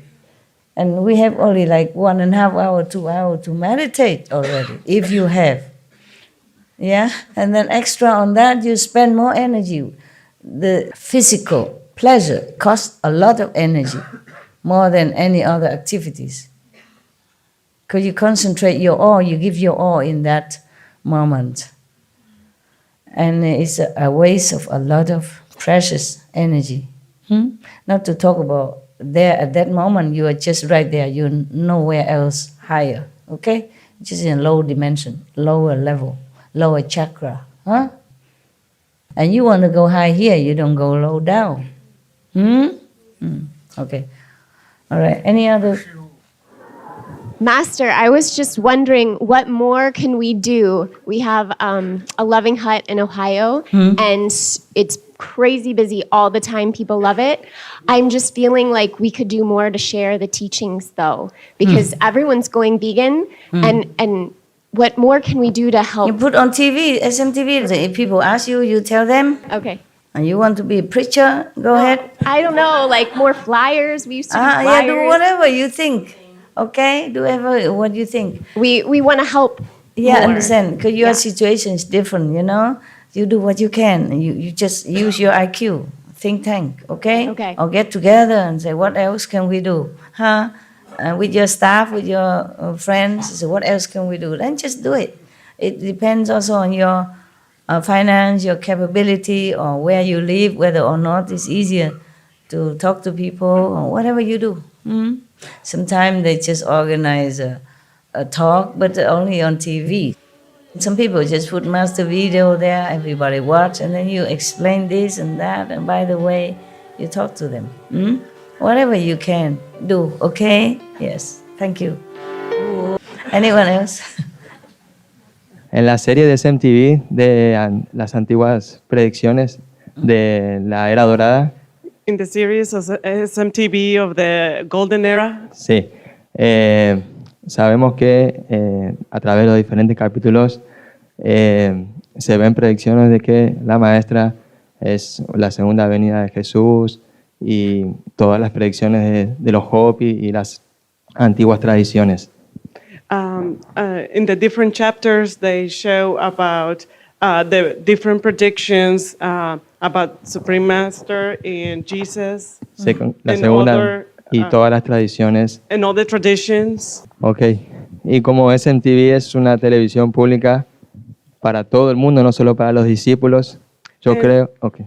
And because SMTV is a public television TV station para todo el mundo. For all the world. Yo creo que la maestra tiene confianza suficiente en todos los seres humanos que la van a ayudar y la van a soportar y que realmente van a querer en la maestra. he thinks that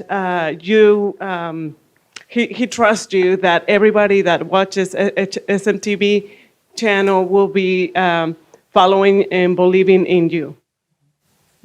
He hopes, yeah? Okay. Y si no, no estaríamos viendo esos capítulos. O sea, If not, we will not be watching those chapters about the predictions. Oh, if they watch them, they would believe me, right? You hope. Creo que la maestra confía en los seres humanos lo suficiente para que crean en la maestra. He thinks that you trust in us for us to watch it and believe it. That's why they show it on SMTV. So what's the point? El punto es que la maestra, yo creo que la maestra en el futuro va a tener mucho más soporte de lo que tiene ahora. He just thinks that you will have a lot more support than the one that you already have now. You mean because of the ancient of prediction? SMTV and everybody watching and believing in your But what's that teaching. got to do with ancient prediction? Oh, because there's a series about ancient predictions. So he thinks about watching that. That one helped? It will help. And they also show, your teachings okay. along with that. Okay. And he thinks that, He hopes, yes. Yeah. Okay. When Buddha was alive, yeah, sometimes he used his power to fly in the air even. His disciple fly in the air, go through stones, walk through stones like nothing. And how many people believe in the Buddha? It seems a lot, but not a lot. When Jesus was alive, he brought the dead back to life. He cured the blind, physically. He broke a small little seaweed into, he fed 500 people. Physically, directly in front of them. How many people believe him because of that? We just show what we show, okay? Just for education, yeah? For interesting program. Just show the truth. Whatever we show, it's just the truth. But it's not necessary people believe in that. If they do, of course, it's good. Yeah, it's a very interesting program. Yeah, and just show the truth. Yeah, and it is very good that. I'm also amazed when I saw the last one. I said, "My God, where did they find all this prediction?" Yeah, the staff are amazing. Yes. When I saw something about Nostradamus, the last name of the prophet, they even know that. Nostradamus, turn around, become Suma, I said, my God, they're amazing. They're so enlightened people and so sincere. I'm so, so proud of them. But that doesn't always translate into any believers. People are people. But it's a very good wish and a very positive hope. We will see, huh? Okay, huh? Okay. Yeah, all right. Yeah, you want to ask? I have a bit of good news. Yes. When we came with the airline, they messed up our vegan meals. Vegan meal? And so then I explained to the stewardess, I said, you guys continue to mess this up. I said, if you had vegan meals, if you had vegan options instead of vegetarian options, you can feed 100% of the people because 100% of vegetarians will eat vegan. And he said, well, we usually keep 10 items here, and because of the different religions, different people's health, and so on. I said, if you had a organic plant-based diet, then you can feed many of the people. For example, it's kosher by default. So you don't have to worry about Jews and Indians, Muslims. I said, because people are traveling. They're not sitting down for some big cuisine. They just want a meal for travel and go. And I said, you're missing all of this. And he said, well, I tell you what, I'm going to talk to the people. He said, in fact, I'll give it to the CEO. So it may turn into something great. Yeah, good. We can always help people on the way, when you travel. Yes, you wanted to talk? Okay. Dear All right, Master, I hear you now.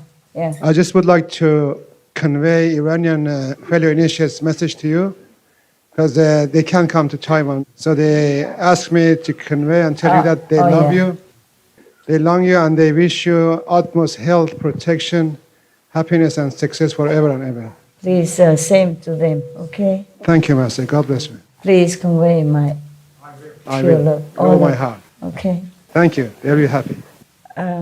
There's no cakes and candy, nothing here? Oh, yeah, some. Can you send to them at all? I will. I will. It's just a little, my love. I don't know what else. That's okay. I will do maybe 2 or 3. No, take the whole thing.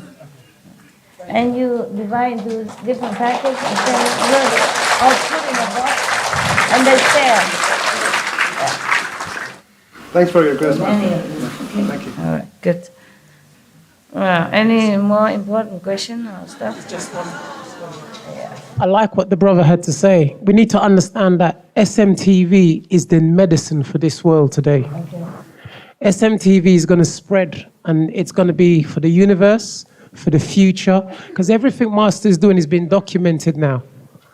So have a living guru, a living spiritual master documenting. Who documented? SMTV, all about you, Master, all about your disciples, Master. The more people see, the more people will get. Even having SMTV just playing on your computer in a room, the energy changes. Yeah. The same way Maya works, the molecular structure of most things in our young people, they hear the same things over and over and over. It's played at a certain decibel. The same way SMTV is counteracting that. It is the medicine for this age. So wherever you are, wherever you live, if you leave SMTV on in the corner of your flat, it spreads throughout the whole building. Yeah, it does. If you leave it in the whole building, it spreads for 5 miles. So SMTV, what the brother was trying to say, is probably in this age, the medicine for this age. Okay. So if everybody actually puts it on, leaves it on, it doesn't cost you anything. The same way you leave your laptop on, your iPads on, whatever. If you just have SMTV playing, you're benefiting your neighbors, your animals, every living entity within that 5 miles. It does. I can tell you that.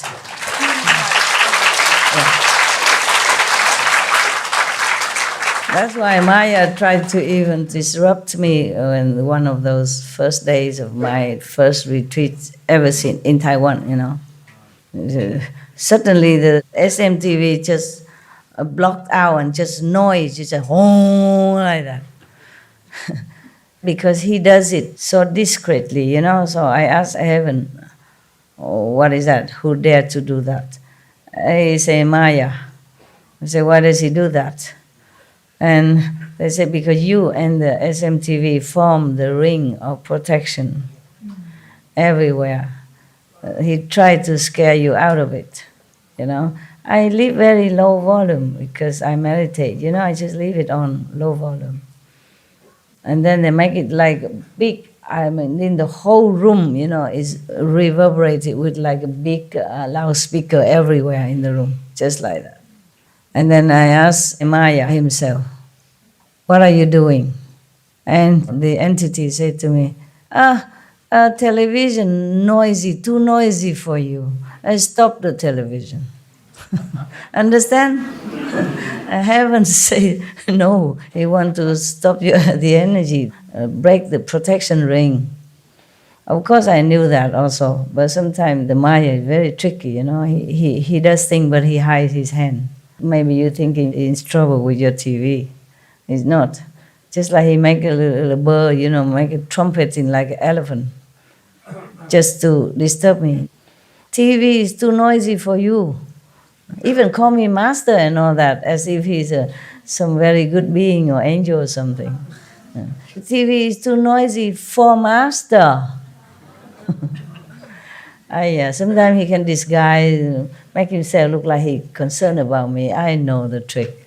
Telling lie and all that, I said, I have no respect for you. You just too much, below the dignity even for Maya. Okay, but sometimes he cannot hide. If I ask him directly, he has to admit it. Yeah. First he say he's an angel, he's a whatever, I say, tell me the truth. And then he has to tell me, it's Maya. Because he knows I can find out, Are you guys okay? All right. I don't really want to leave you also because you came here only 1 week, and you're leaving already, tomorrow, right? Some of you. Yeah. Okay. Do you have many Indians brother around you? I do. Or just your? These are precious for your family and Indian initiates in your area or send back to India. Just my love. Thank you. It's not much really. All right. Thank you. Nah, don't be jealous. Be happy. Thank you. Love you.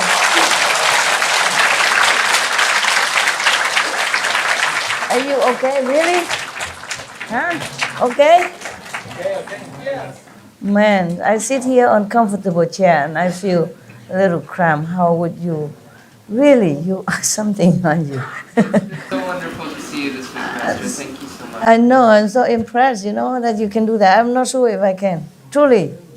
Yeah, it's okay. It's just his usual, praising Master all the time. Make me ego. Okay, somebody help me with this? Thank you. All right. I want to see you forever, truly like that, because you're wonderful. Yeah. I feel good with you guys. Oh, you need to sleep a little, huh? You, where are you going next? Just stay here, meditate? Yeah. Stay here and meditate. Oh, upstairs, meditate, yeah. Okay, stay indoor if you can, wherever, okay? I go and meditate also, myself. Love you.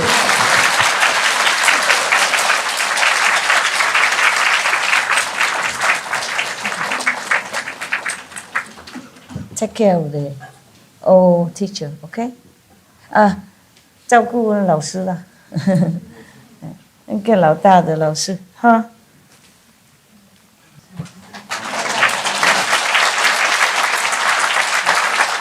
Oh, I really am impressed with you. Truly, I'm not saying that to make you happy. I don't know how you sit all day, all night like this. Even just for 1 week, you're really a creature of, I don't know, tough.